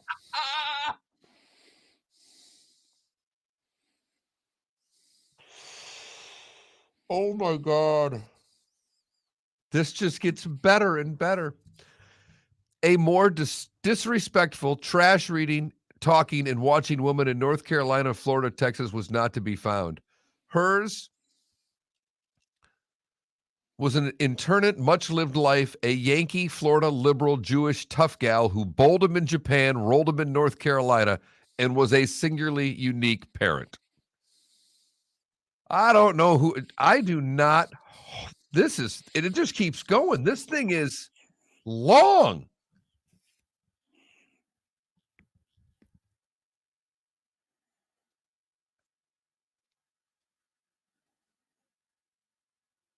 The family requests absolutely zero privacy or property, none whatsoever. And in fact, encourage you to spend some government money today on a one-armed bandit at the blackjack table or on a cheap cruise to find our inheritance, which she spent it all, folks. She left me nothing but these lousy memories, which I, my family of 5 brothers and sisters-in-laws, nephews, nieces, neighbors, ex-boyfriends, Larry King's children, who I guess I might be one of, total strangers to all in person who loved and cherished her. Good God, that's pretty funny. Born May 10th, 1937, and passed on the 11th of this month. Wow. 15 seconds. I'm getting Andy on the phone now. Oh, that's funny.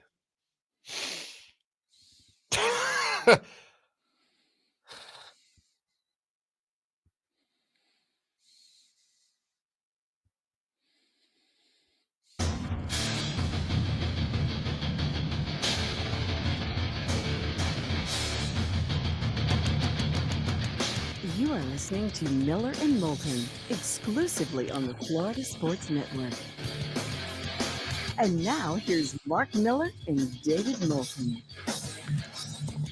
So much going on this Thursday. We hope your week has gone well thus far. We thank you for spending part of it with us. Miller and Moulton, the Florida Sports Network, the Florida Sports Network. One of the many stories that is out there is how COVID is rearing its ugly head once again on the professional sports scene, really beginning to impact NFL teams. Washington and Cleveland the most. Andy Baskin, 92.3 The Fan in Cleveland, is kind enough to join us. He's got a show in less than an hour, so we'll get right to it. You can follow Andy on Twitter at Andy_Baskin. Andy, David, and Mark, hope you and the family are well. We'll wish you an early, merry, and happy. Thanks for doing this. So how many starters right now would seemingly not be playing Sunday? Well, that's a good. Right now, the total of guys on the COVID list is 14. So I'm just trying to do the math on the starters. It's 14 right now on the COVID list. They could get 3 back from last week who tested positive because they had 3 last week. So they had added 11 plus Kevin Stefanski, the head coach. And we just have our fingers crossed that we're not going to hear any more names today. I mean, really, that's kind of where we're at right now. It is crazy. And obviously, Andy, as you well know, the league doesn't care. It's play football. I mean, last year they moved games around. They tried to do everything they could to get games in without canceling them. This year they're playing, essentially Sunday at 1. Let's go. There's no sympathy from the league, is there? No, there's none. But, I mean, we say the league. There's no sympathy from the commissioner because the commissioner has the discretion to change things or try to do something if he needs to. It's in the memo that they wrote at the beginning of the summer. So, like we were talking about this yesterday, we all think about, like I always say this with the NCAA, we all think about the NCAA as this gigantic entity, blah, blah, blah. But really, the NCAA is Florida, it's Florida State, it's Miami, it's anybody that participates. All those member institutions are the NCAA. And in this scenario, we say NFL, and we want to say, well, it's the owners. No, in that memo, it says commissioner's discretion. It is 100%. If they wanted to change something and they wanted to do it quick, the commissioner could do that. He's choosing not to, and because he just doesn't care. And, they didn't make a move the other day. I just think that if the Browns get more names dropped today as COVID positive, and let's just say the number ends up over 30, is that really in the best interest of the NFL to play a game on Saturday? You go back to the replacement games of the early 80s when we had the lockout or strike. And I think about, having to think about going to a Browns game with guys who were bartending the night before. And if that's what the commissioner wants and that's what the television networks want, then that's what they're going to get. Browns scheduled to host the Vegas Raiders 4:30 on Saturday. And listen, this is how much COVID is impacting things. Vegas is favored in this game. The team that has lost 4 of 5 and seems to be falling off a cliff is a road favorite in this game against a team that is clearly better than them, despite all of their issues right now. Is there any talk, Andy, anyone in the organization giving you a sense that there's a chance this game could be pushed back, say, to Monday at 4:30? No, not hearing anything. Nothing like that. I mean, and I think, again, a lot of it is what I'm hearing from media, and we're hearing from media members that are at the owners' meetings in Dallas. So I just don't see it. I can't see him pushing it back. You talk about the point spread. It went from the Browns were a 6-point favorite going into this game. Now they're a 1-point dog. At least they were when I left work yesterday. So, I mean, it is what it is. I think Browns fans are comfortable with Case Keenum being the starting quarterback. They saw what he was able to do against Denver earlier in the year. Nick Chubb, if he's on the field, that's a good thing. If Myles Garrett's on the field, So the Browns still have plenty of weapons out there. They're just not anywhere near where they need to be, and it really hurts when Jarvis Landry's not on the field either. But if they get David Njoku back this week, that would be a huge bonus. Well, and I guess that's the thing right now to me. As much as Baker wants to play, I don't mean this at all in a bad way because I know he's the starter and he needs to be the guy. But as banged up as he is, if they could get away with one without him playing, I think long-term it might be better for Cleveland. Yeah, look at how we looked last week in the first half after a week off with a bye. I mean, he was a stronger quarterback. He looked better. I think Kevin Stefanski lost a little faith in him as the game progressed. And, again, he's got a non-throwing arm that's held together with scotch tape and rubber bands. He's got a completely torn labrum in his other arm. And, he won't use it as an excuse. He did complain a little bit after the game, which didn't go over real well, about how the offense went a little stagnant, not scoring at all against the Ravens in the second half of last week's game. People are starting to point fingers, and they're pointing fingers at Kevin, and Kevin's not there either. So Kevin Stefanski is also COVID positive this week. So, you've got Alex Van Pelt who's going to be calling the plays. Last time he did that, the Browns had unbelievable success against the Steelers in the playoffs last year because they were in the same scenario. There's no one in Northeast Ohio that wanted it to happen this way, but there are plenty of Case Keenum fans out there, and there are plenty of Van Pelt fans out there that want to see him call the plays. They get their wish this week unless these guys test negative today and tomorrow, they're going to get their wish this week. He's Andy Baskin, 92.3 The Fan in Cleveland. Follow him on Twitter at Andy_Baskin. All right. There's two different kinds of COVID lists, right? There's those that test positive. Stefanski, Baker Mayfield. Then there's you get placed on the COVID list if you're deemed to be near someone who's positive, Andy. I mean, do we know of the 11 players, and I've got at least 7 of them being starters, do we know how many of the 11 besides Baker tested positive, or were they just in the wrong room? No, so I think those rules change. Again, don't hold me 100% to this because this is just based on some of the stuff that we were just making sure we had right yesterday. If you're vaccinated, they're not going to hold you back for being in the same room. You got to test positive. So I think that's it. And the Browns, as far as I know, only have one guy who is not vaccinated. See, here's the other problem with this whole thing, and the leagues are going to have to make a decision at some point. If you're vaccinated and you have a booster, you're doing what the league asked you to do. And the league hasn't even asked the players yet to do the booster. They're just asking Tier 1 and Tier 2 members of management to be boosted by, I think it's the 27th. Yes. So, again, they have to make a decision. If all the players were vaccinated and they're asymptomatic, so there's nothing, we're hearing that there's nothing wrong with Baker. He has no symptoms. That's what we heard yesterday. The league's got to make a decision on it. Okay, you did what they wanted you to do. You got the vaccine, and you don't have any symptoms. Should you be able to play? That's the real test that not only the NFL is going to have to worry about, but all the other major sports leagues are going to have to worry about this too. So, that's really where we're at. The stuff that you're talking about feels a little bit more like last year when there was no vaccine. So that's the hard part. These players who are vaccinated, tested positive, but have no symptoms and did what the league did, they're being punished. They're being punished to not be able to play. Andy, I'm a cynic. I think we all are if we're in this business a little bit, and we've all been in it quite a while. When the Antonio Brown thing surfaced that he had a fake vaccination card, I thought for the longest time when Aaron Rodgers lied about being vaccinated, this is all done by the teams. Andy, how sure are you? David made the comment earlier in the show, well, 94 to 96% of the guys are vaccinated. And I just simply said, are you sure? How sure are you that everybody who says there's vaccinated? I think the league needs to be putting out materials. I don't care about HIPAA. Put out the damn cards and let people see that these guys have been vaccinated. I don't buy it. Even if they have the cards, do we know that they're legit? I'll go cynical with you. Yeah. Even if they show you a card. Right.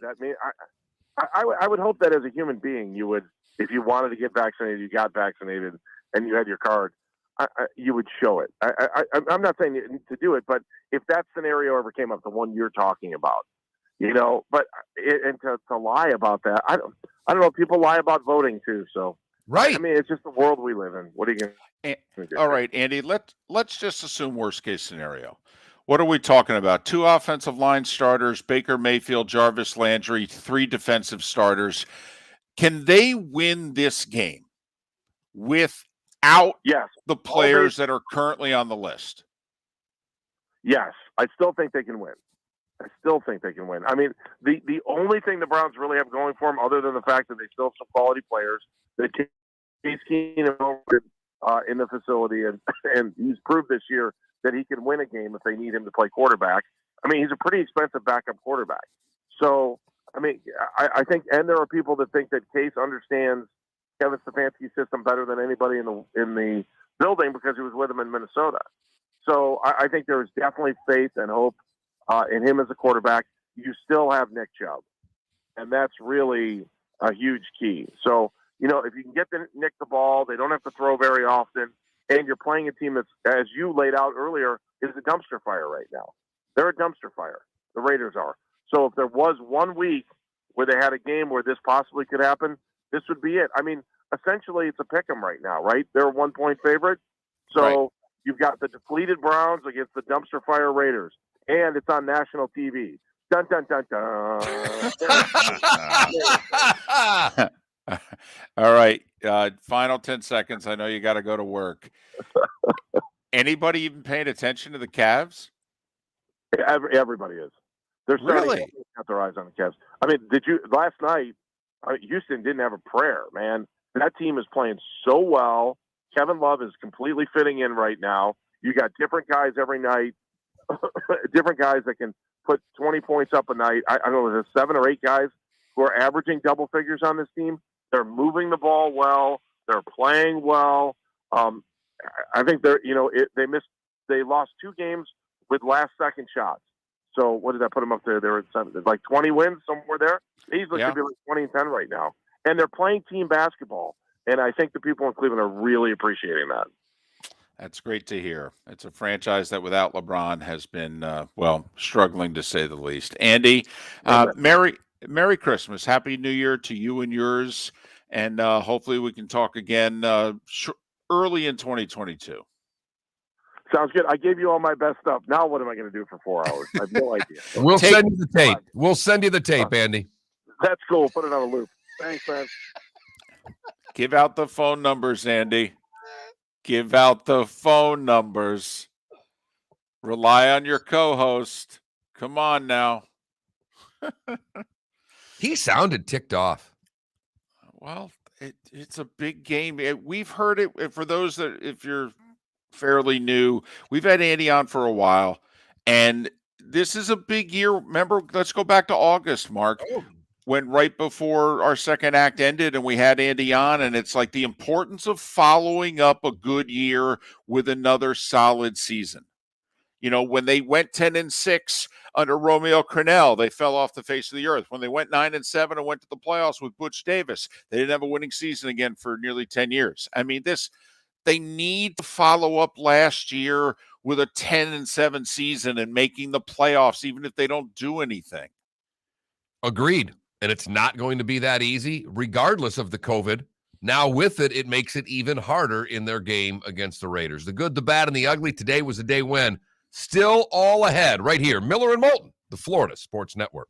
Mark Miller for Orange Whip Golf and Fitness Power Peel at Home Training System. This complete body and swing trainer uses resistance band connection system to fix bad habits and ingrain a more consistent, powerful swing. The Power Peel system is powered by functional golf swing training technology. It trains both your swing and body at the same time. Simply make a few prescribed resistant band connections, and in a few steps on the peel, you'll swing better, feel better, and play better. Use it before your round of warm-up, as your daily fitness routine, or anytime you want to feel and train the swing you've always wanted. Pair the Power Peel with the Orange Whip Golf and Fitness at Home training technology, available with a monthly membership, and maximize your results with Golf Fitness X coach-led programs that take less than 20 minutes a day. Buy the Power Peel training bundle now for 4 interest-free payments of $115 by going to orangewhipgolf.com and use code Miller10. That's code Miller10 to save $45. Go to orangewhipgolf.com and use code Miller10 to save $45 and play better golf. Go to orangewhipgolf.com. You are listening to Miller and Moulton on the Florida Sports Network.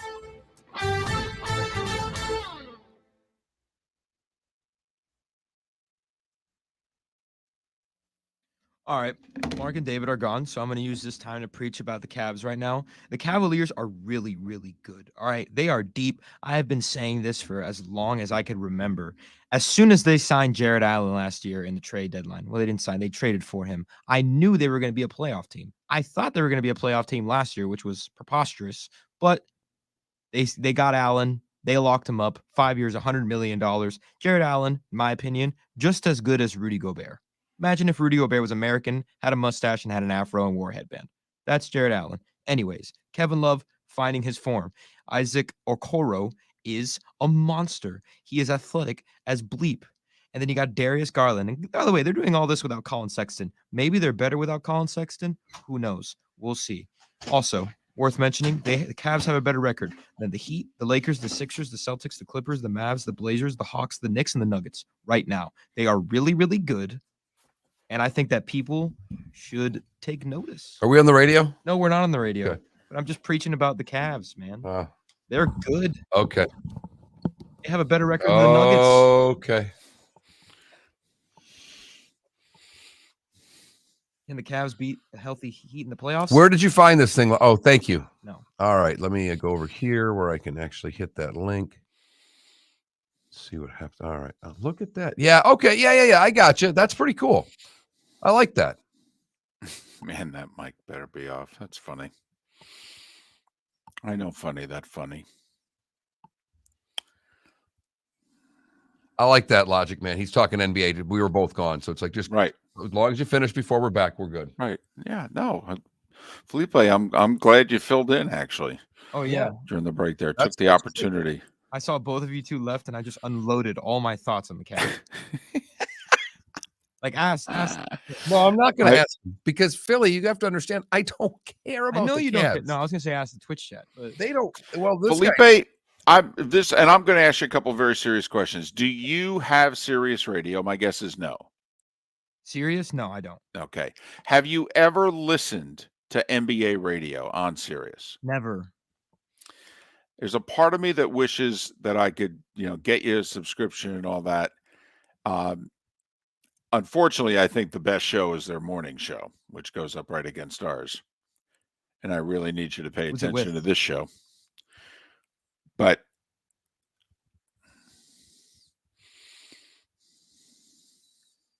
what about a 24-second shot clock segment where I have 24 seconds? You know what? That's not the worst idea ever heard. That's actually a terrific idea. It's a shot clock. I do understand. I mean, even though I'm not the NBA fan you are, I am aware of what a shot clock is and how it operates. Right. Believe it or not, I've even done my first play-by-play gig was for basketball. Really? Yeah. You don't have to bust my balls, Mark. No, you just said you said shot clock. Oh, that's a good idea. You don't know it's a shot clock. Like I didn't know what a shot clock was. I repeat myself. That's the thing. I repeat myself so much. Felipe, we're so old. We remember when shot clocks were 45 seconds, 35. I mean, we've had multiple shot clocks in our life. You only really know one. I remember the original ACC 3-point line that was a foot inside the arc. Oh, my God. It was, yes, I remember that. As someone who played point guard, liked to shoot from the top of the key, that was the greatest thing that ever happened in my lifetime. By the way, in case you didn't know, City of Palms Classic, going to have a shot clock this year. And I have been advocating for the insertion of a shot clock in high school basketball in America for quite some time now. In fact, I wrote a research paper about it. I like it. I'm with you. And there have been a few people who are involved. And I think Donnie Wilkie, actually, who runs the City of Palms there, he's also in favor of it. I think they're going to use the City of Palms to test it almost. And they're using big tournaments as well to test it. I think the biggest problem you have, I think it's a great idea, Philly. I think the biggest problem you run into is just cost. It's not easy in these high schools. No. There's no money. Yeah. There's no money for high schools for sports, man. You don't get it. And I get that, but build a small, affordable shot clock that has. That's what you should work on. That would be a smarter thing to work on than the research. Well, and the other thing is, quite frankly, every state, every high school athletic association runs, and some states have, a lot of people on the boards who want to keep the status quo.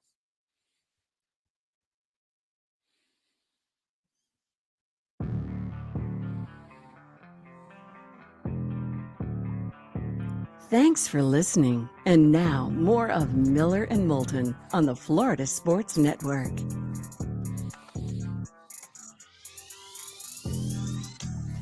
"20 minutes past the hour, the bonus hour of Miller and Moulton on this, wow, busy, jam-packed Thursday. I mean, we've got 5 lead stories. It's remarkable. Yes, but one has just a little more oomph to it, David. In case you are just waking up and just joining us, Urban Meyer has been fired as the head coach of the Jacksonville Jaguars football team.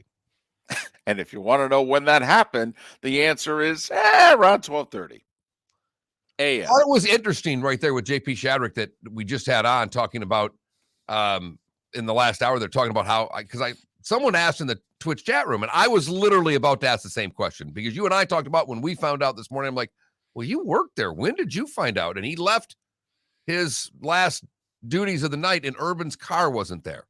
And he just kind of went, that's weird, because the coaches are always there at that time. But he found out basically kind of like the rest of us, but he saw something coming. But David, I wanted to get this out. I thought this was interesting.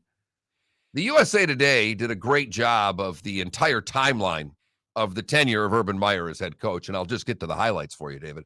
It was on January the 14th when Shad Khan said, I got it right about hiring Urban Meyer.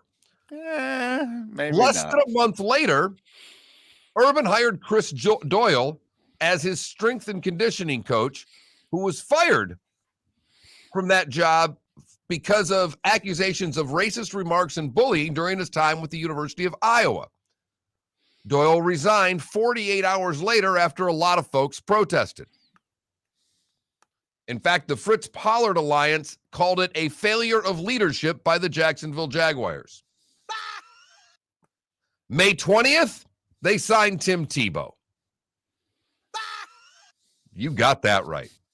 July 1st, Urban's fined $100,000, the Jags $200,000 for violating league rules on contact during off-season practices. This one I'd forgotten about, David. On July 14th, the Jags and Meyer were issued subpoenas because they hired Doyle, and the subpoenas were part of a lawsuit that Iowa football players who were looking for a racial discrimination civil lawsuit against Iowa, that brought those two into that as well. October 2nd, the Wasn't Me video.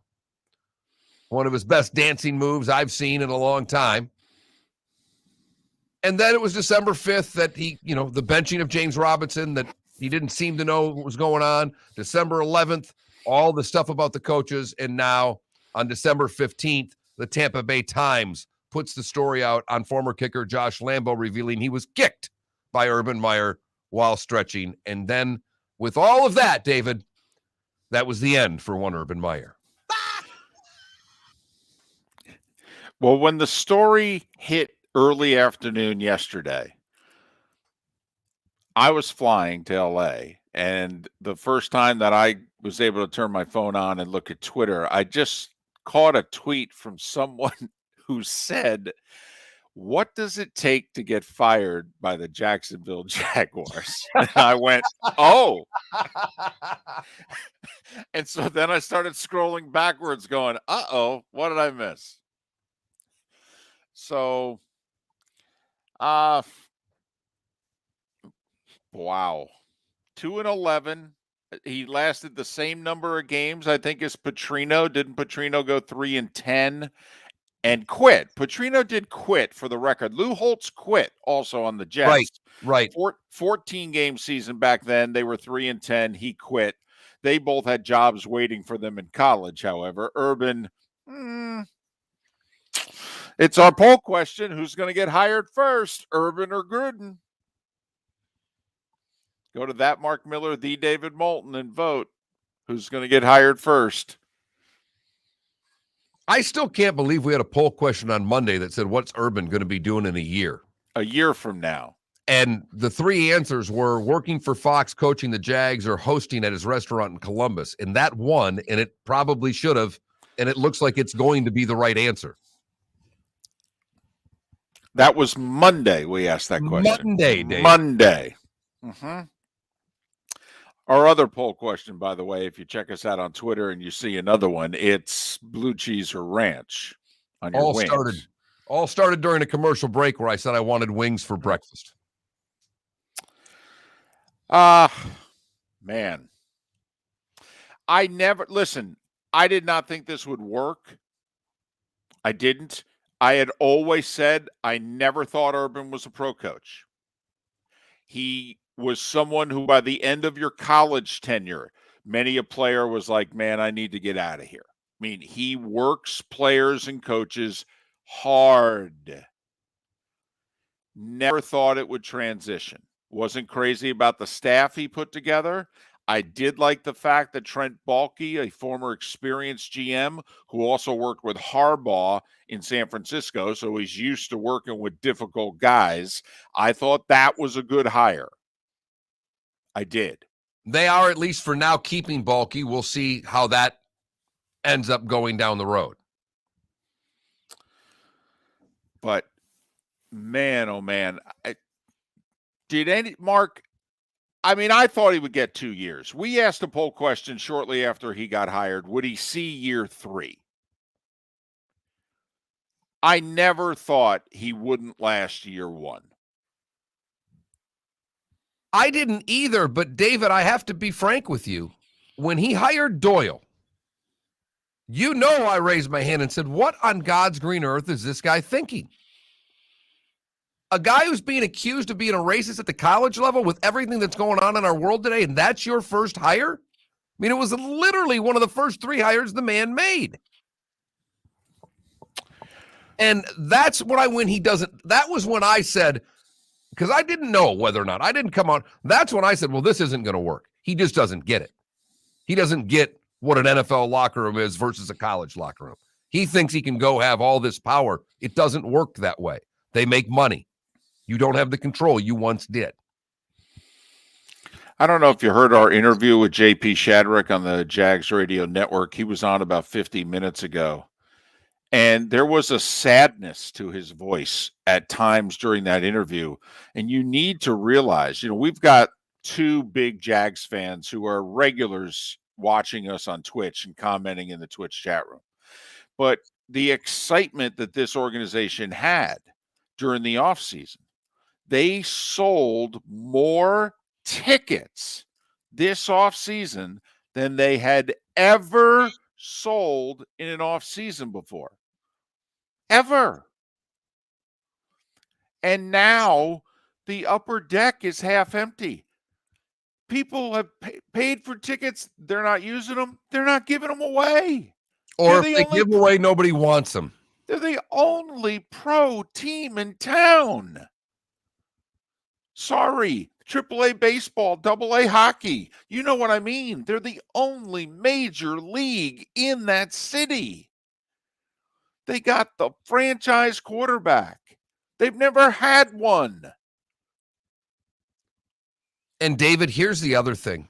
Because Urban was such a splashy name and a big hire in that regard, when you go get Jack Del Rio, Jim Caldwell, Bill O'Brien, all competent guys that can coach, David, but they don't get season tickets renewed.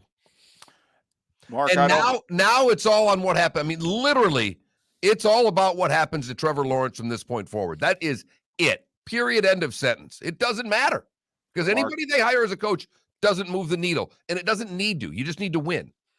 Mark, outside of Bill Belichick and Andy Reid, I don't think there's a guy they could hire that would sell season tickets. I honestly think that train's left town. David, it's not sell them that I'm talking about. I'm talking about all the people that bought them to get them just to renew. Right. I'm not talking about selling one new season ticket. David, put it this way. I worked minor league hockey for years, and the best I had it was in our backyard when we were killing it with the Everblades and selling that building out every night. Do you know we were still losing 20% of our season ticket holders every year? Retaining 80% of our season ticket holders. What do you think they're going to retain after this year? 60%? 50%? Even with Trevor Lawrence. And there was such excitement between Trevor Lawrence and, yes, Urban Meyer. But mostly Trevor. We've got a young franchise quarterback. This will be fun. This will be exciting. Can't wait to see him develop and grow, and hopefully us grow with him. Whoo-wee. What a disaster. By the way, you mentioned Holt and Petrino and now Urban, and Holt and Petrino had jobs they were going to, but there's only been 4 head coaches that didn't make it through their first year. 3 of them were college coaches the year before. The other one coached the Niners in like the mid-70s. So Holtz, Petrino, Meyer, and it was like a Doug McClain or something. And I saw it up on the screen on the NFL Network during the show. It was a nothing name to me. I'm sure if I had you could give me a little bit better bio, but I'll try to find it during the break. But again, 3 of the 4 college guys. And we went through, Adam Schefter tweeted out earlier in the show, since the beginning of the century of first-time NFL coaches coming from college, there are 4 with winning records. 4. And none of them are that dynamic as far as winning records. There are a game or 2 above, 5 to 6 games above. O'Brien was 6. Kingsbury's 3 games above. The star is Jim Harbaugh. Yeah, averaged 11 wins a season in his 4 years with the Niners. And as you said earlier, the Niners couldn't get him out of there fast enough. No, he was. They thought he was nuts. They did. They were like, "Please leave, please. We know you're great at what you do. That's okay. We'll take our chances." And it hasn't worked out. Let's be honest. I mean, they've had one moment in time basically since he left.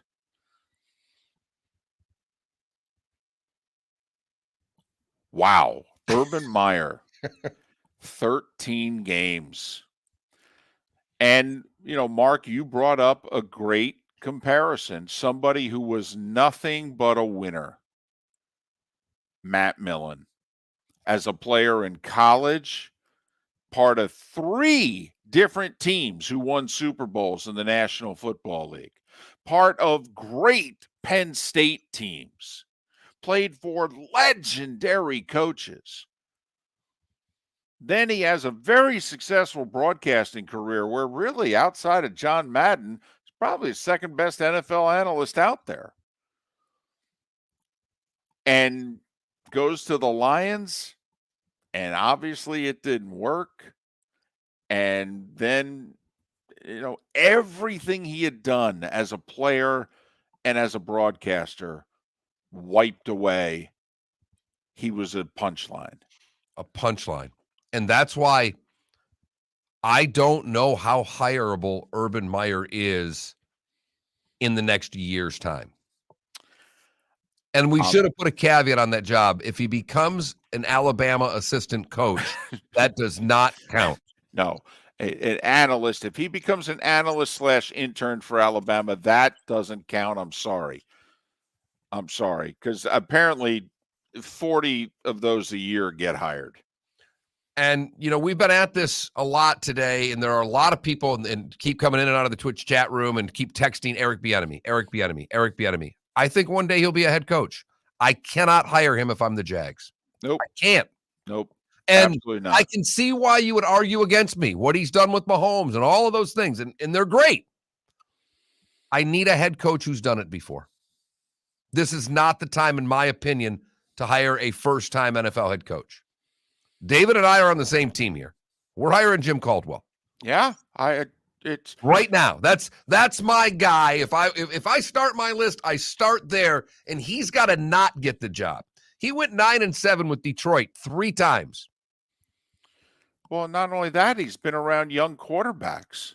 All right, he's been around quarterbacks. He's an offensive guy. Remember, until he had a health crisis, Flores hired him in Miami to be the offensive coordinator.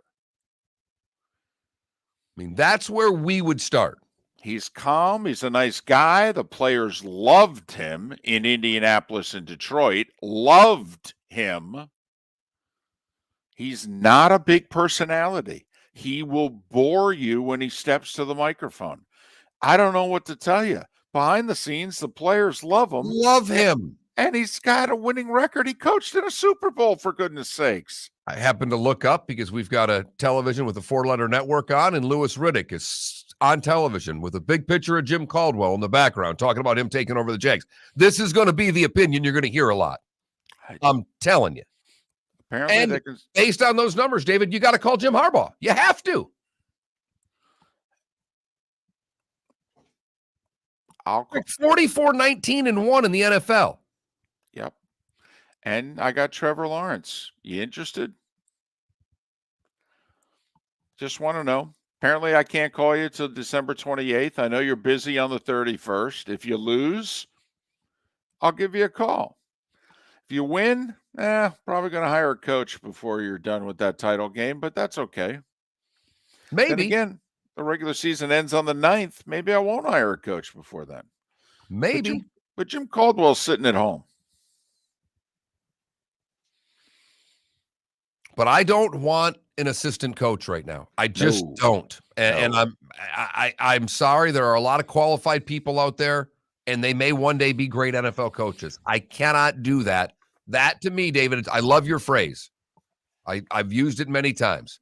That is what you referred to as organizational malpractice. It really is in this case. Well, he's hired a bunch of first-timers at everything. Like he hired Coughlin, the GM. Now, you could argue that Coughlin had a lot of influence on personnel when he took over. Yeah, that was 20-plus years earlier. The league had changed a lot in those 20 years. But otherwise, he hired, Marone had experience in Buffalo, but he hired more first-time head coaches than not. Trent Baalke's been a general manager of a winning organization that played in conference championship games and a Super Bowl. Jim Caldwell's been a head coach of winning teams that went to a Super Bowl. Don't overthink this. Put two guys in there, leave Baalke, bring in Caldwell, and give them 3 years at least together. And let's see where we are at the end of the 2024 season.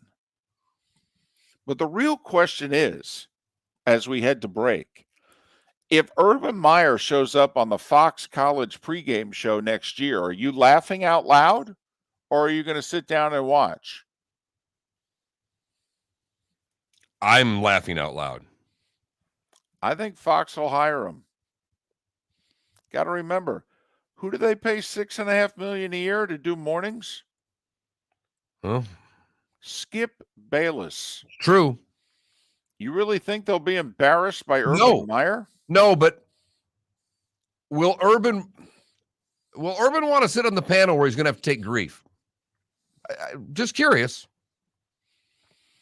Miller and Moulton. Good, bad, and ugly. Today was the day when a whole bunch of stuff to wrap up just a very busy show. Thanks so much for being with us, Florida Sports Network.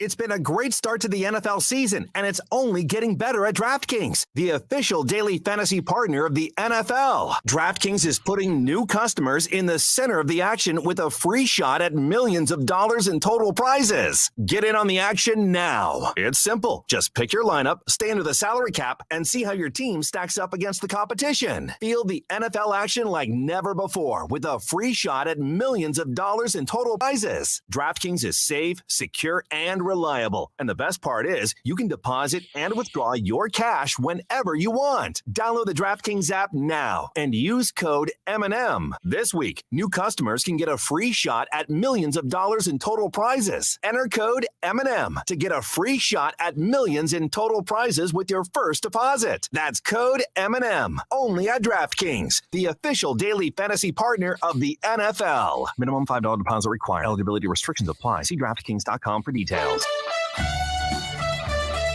You were listening to Miller and Moulton on the Florida Sports Network.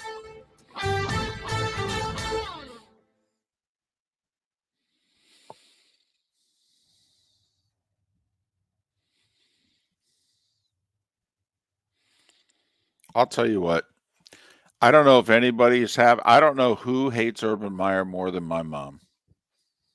Holy mom? mackerel. My mom has always hated him. Always. Always. Going He's a all the way fraud. back to Florida.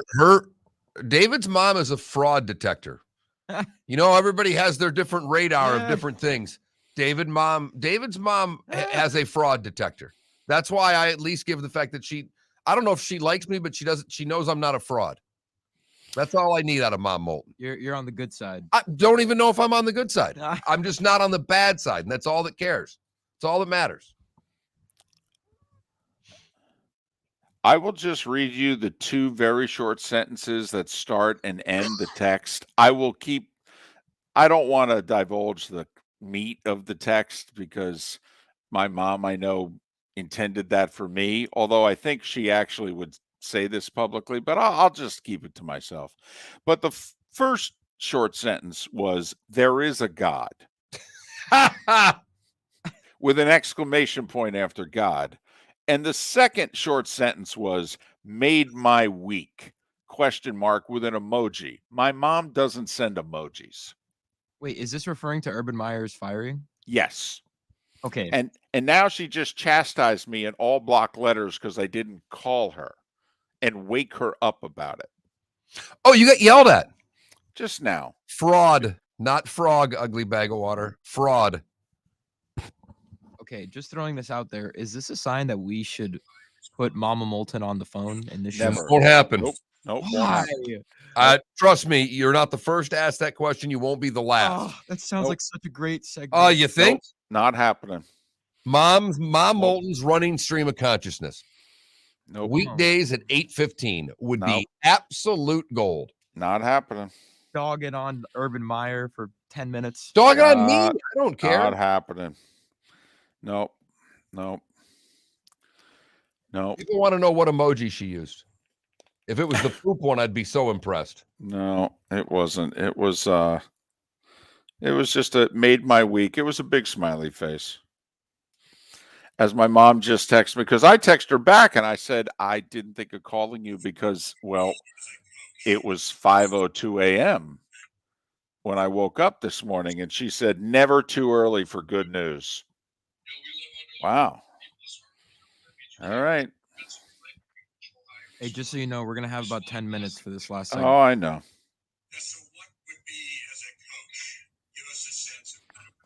Right. That is great. Oh, yeah. Well, he nailed it, actually. Hey, don't discredit what he said in that segment is right on the money. Just turned out to be his Jacksonville Jaguars tenure. That's all.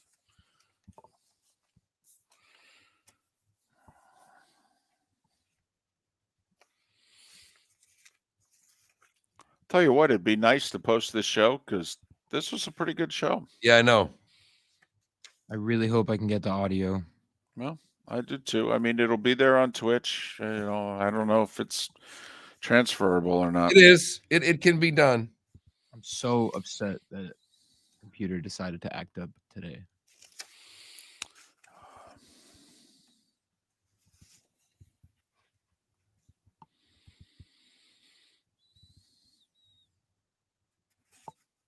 Urban Meyer's daughter went to FGCU. Yes. Oh yeah, Gigi. What? She was a Volleyball terrific, great volleyball player. and he helped raise some money for FGCU. He was great to FGCU. I Yes, will he say was. that. Yep. When he was at Ohio State, autograph stuff for events. No, Yep. he came to her games when he was fired. The year he wasn't working, he was around here. No. Urban was great to FGCU. Felipe He was. Felipe, they have a big fundraiser night at the Nest. He donated sweet tickets to the Ohio State Michigan game and pregame on-field access. No way. Yeah. Oh no. Him and Shelley were terrific to FGCU. Terrific. I did not know that. Mm-hmm. He's a fraud. He's a But fraud. FGCU can't say anything but nice things about him. Yeah. When I was doing Fox Golf, I had an FGCU shirt on, and he took a look at it, looked at me, and said, "Go Eagles." Nice. 5 seconds. City of Palms Classic starts Friday. Go. Buy tickets.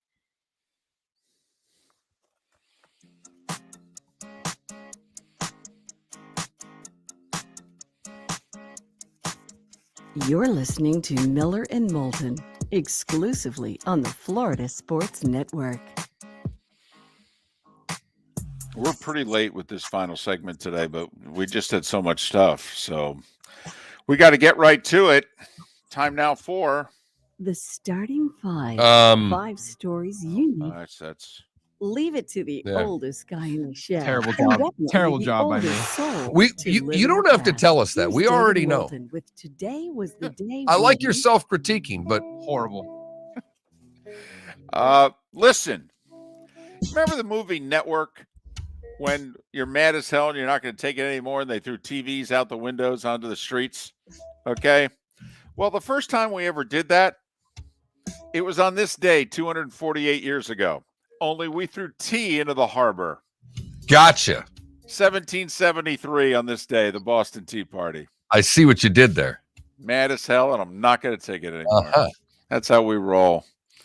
The Articles of Confederation were ratified today. If you're not exactly sure what that was, it was the first draft of our Constitution. Shirley Temple Mark retired on this date in 1950 at the age I of loved 20. ordering those as a kid. She was 22 when she was retired. That's why I mentioned that. I do want to go back. I got a couple Cleveland stories today. 1945, the Cleveland Rams beat the then Redskins in Cleveland for a championship. It was the last game that they played in Cleveland before the Rams moved west to Los Angeles. So think about how often the Rams have moved and how many cities they've been in. 1953, first White House press conference, Eisenhower. 1962, Lawrence of Arabia released. 66, the Beatles release Everywhere It's Christmas, while the Jimi Hendrix Experience releases their first single, Hey Joe. Wilt scored 68 on this day in 1967. I mentioned that just because it was against the Bulls. Love Story released on this day in 1970. American Pie, the long version, released on this day in 71. The Dolphins finished their unbeaten regular season on this date in 1972. They went 14-0, defeating the Baltimore Colts 16-0. 73, Mark OJ, first to reach 2,000 yards, 2003. On that day, and then earlier this week, the juice was on the loose.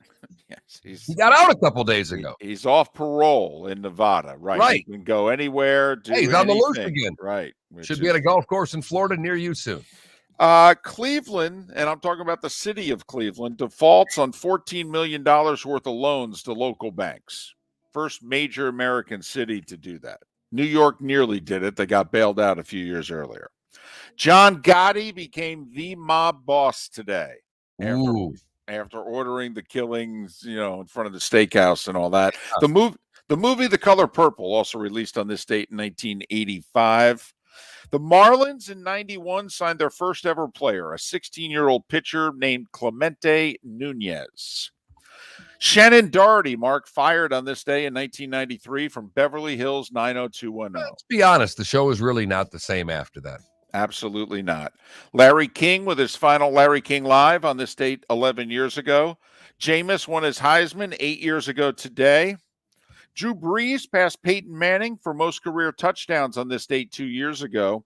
The same day that Mariah Carey's All I Want for Christmas Is You reached number 1, 25 years after it was originally released. Famous birthdays today, Beethoven.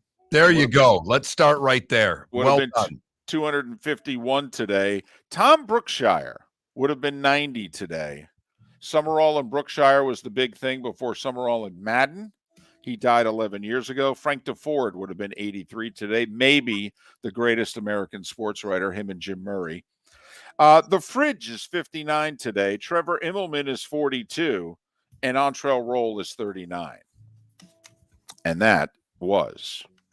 Only thing I got in the omissions, David, because you did like Love Story and a bunch of those. Dragnet premiered today on NBC in 1951. That was my only omission. I love that you had the Beethoven and the Hey Joe. Very, very pleased with that. You've heard folks elsewhere mock Florida is gonna Florida. Well, Mark Miller sees it differently. He calls it the good, the bad, and the ugly. What you got, Mark? I've got cream cheese for the good. Apparently, there is a cream cheese shortage. What? If you go to a special website set up by Kraft, there's going to be 18,000 of these coupons, basically, that are buying you dessert for you. A limited number of people are going to be able to spend $20 on dessert and charge it to Kraft. Basically, the premise is people who can't bake cheesecakes because they can't find cream cheese can get another baked good on Kraft's dime. Way to go, Kraft. For the bad, we'll go to the airport, and we're going to stay there.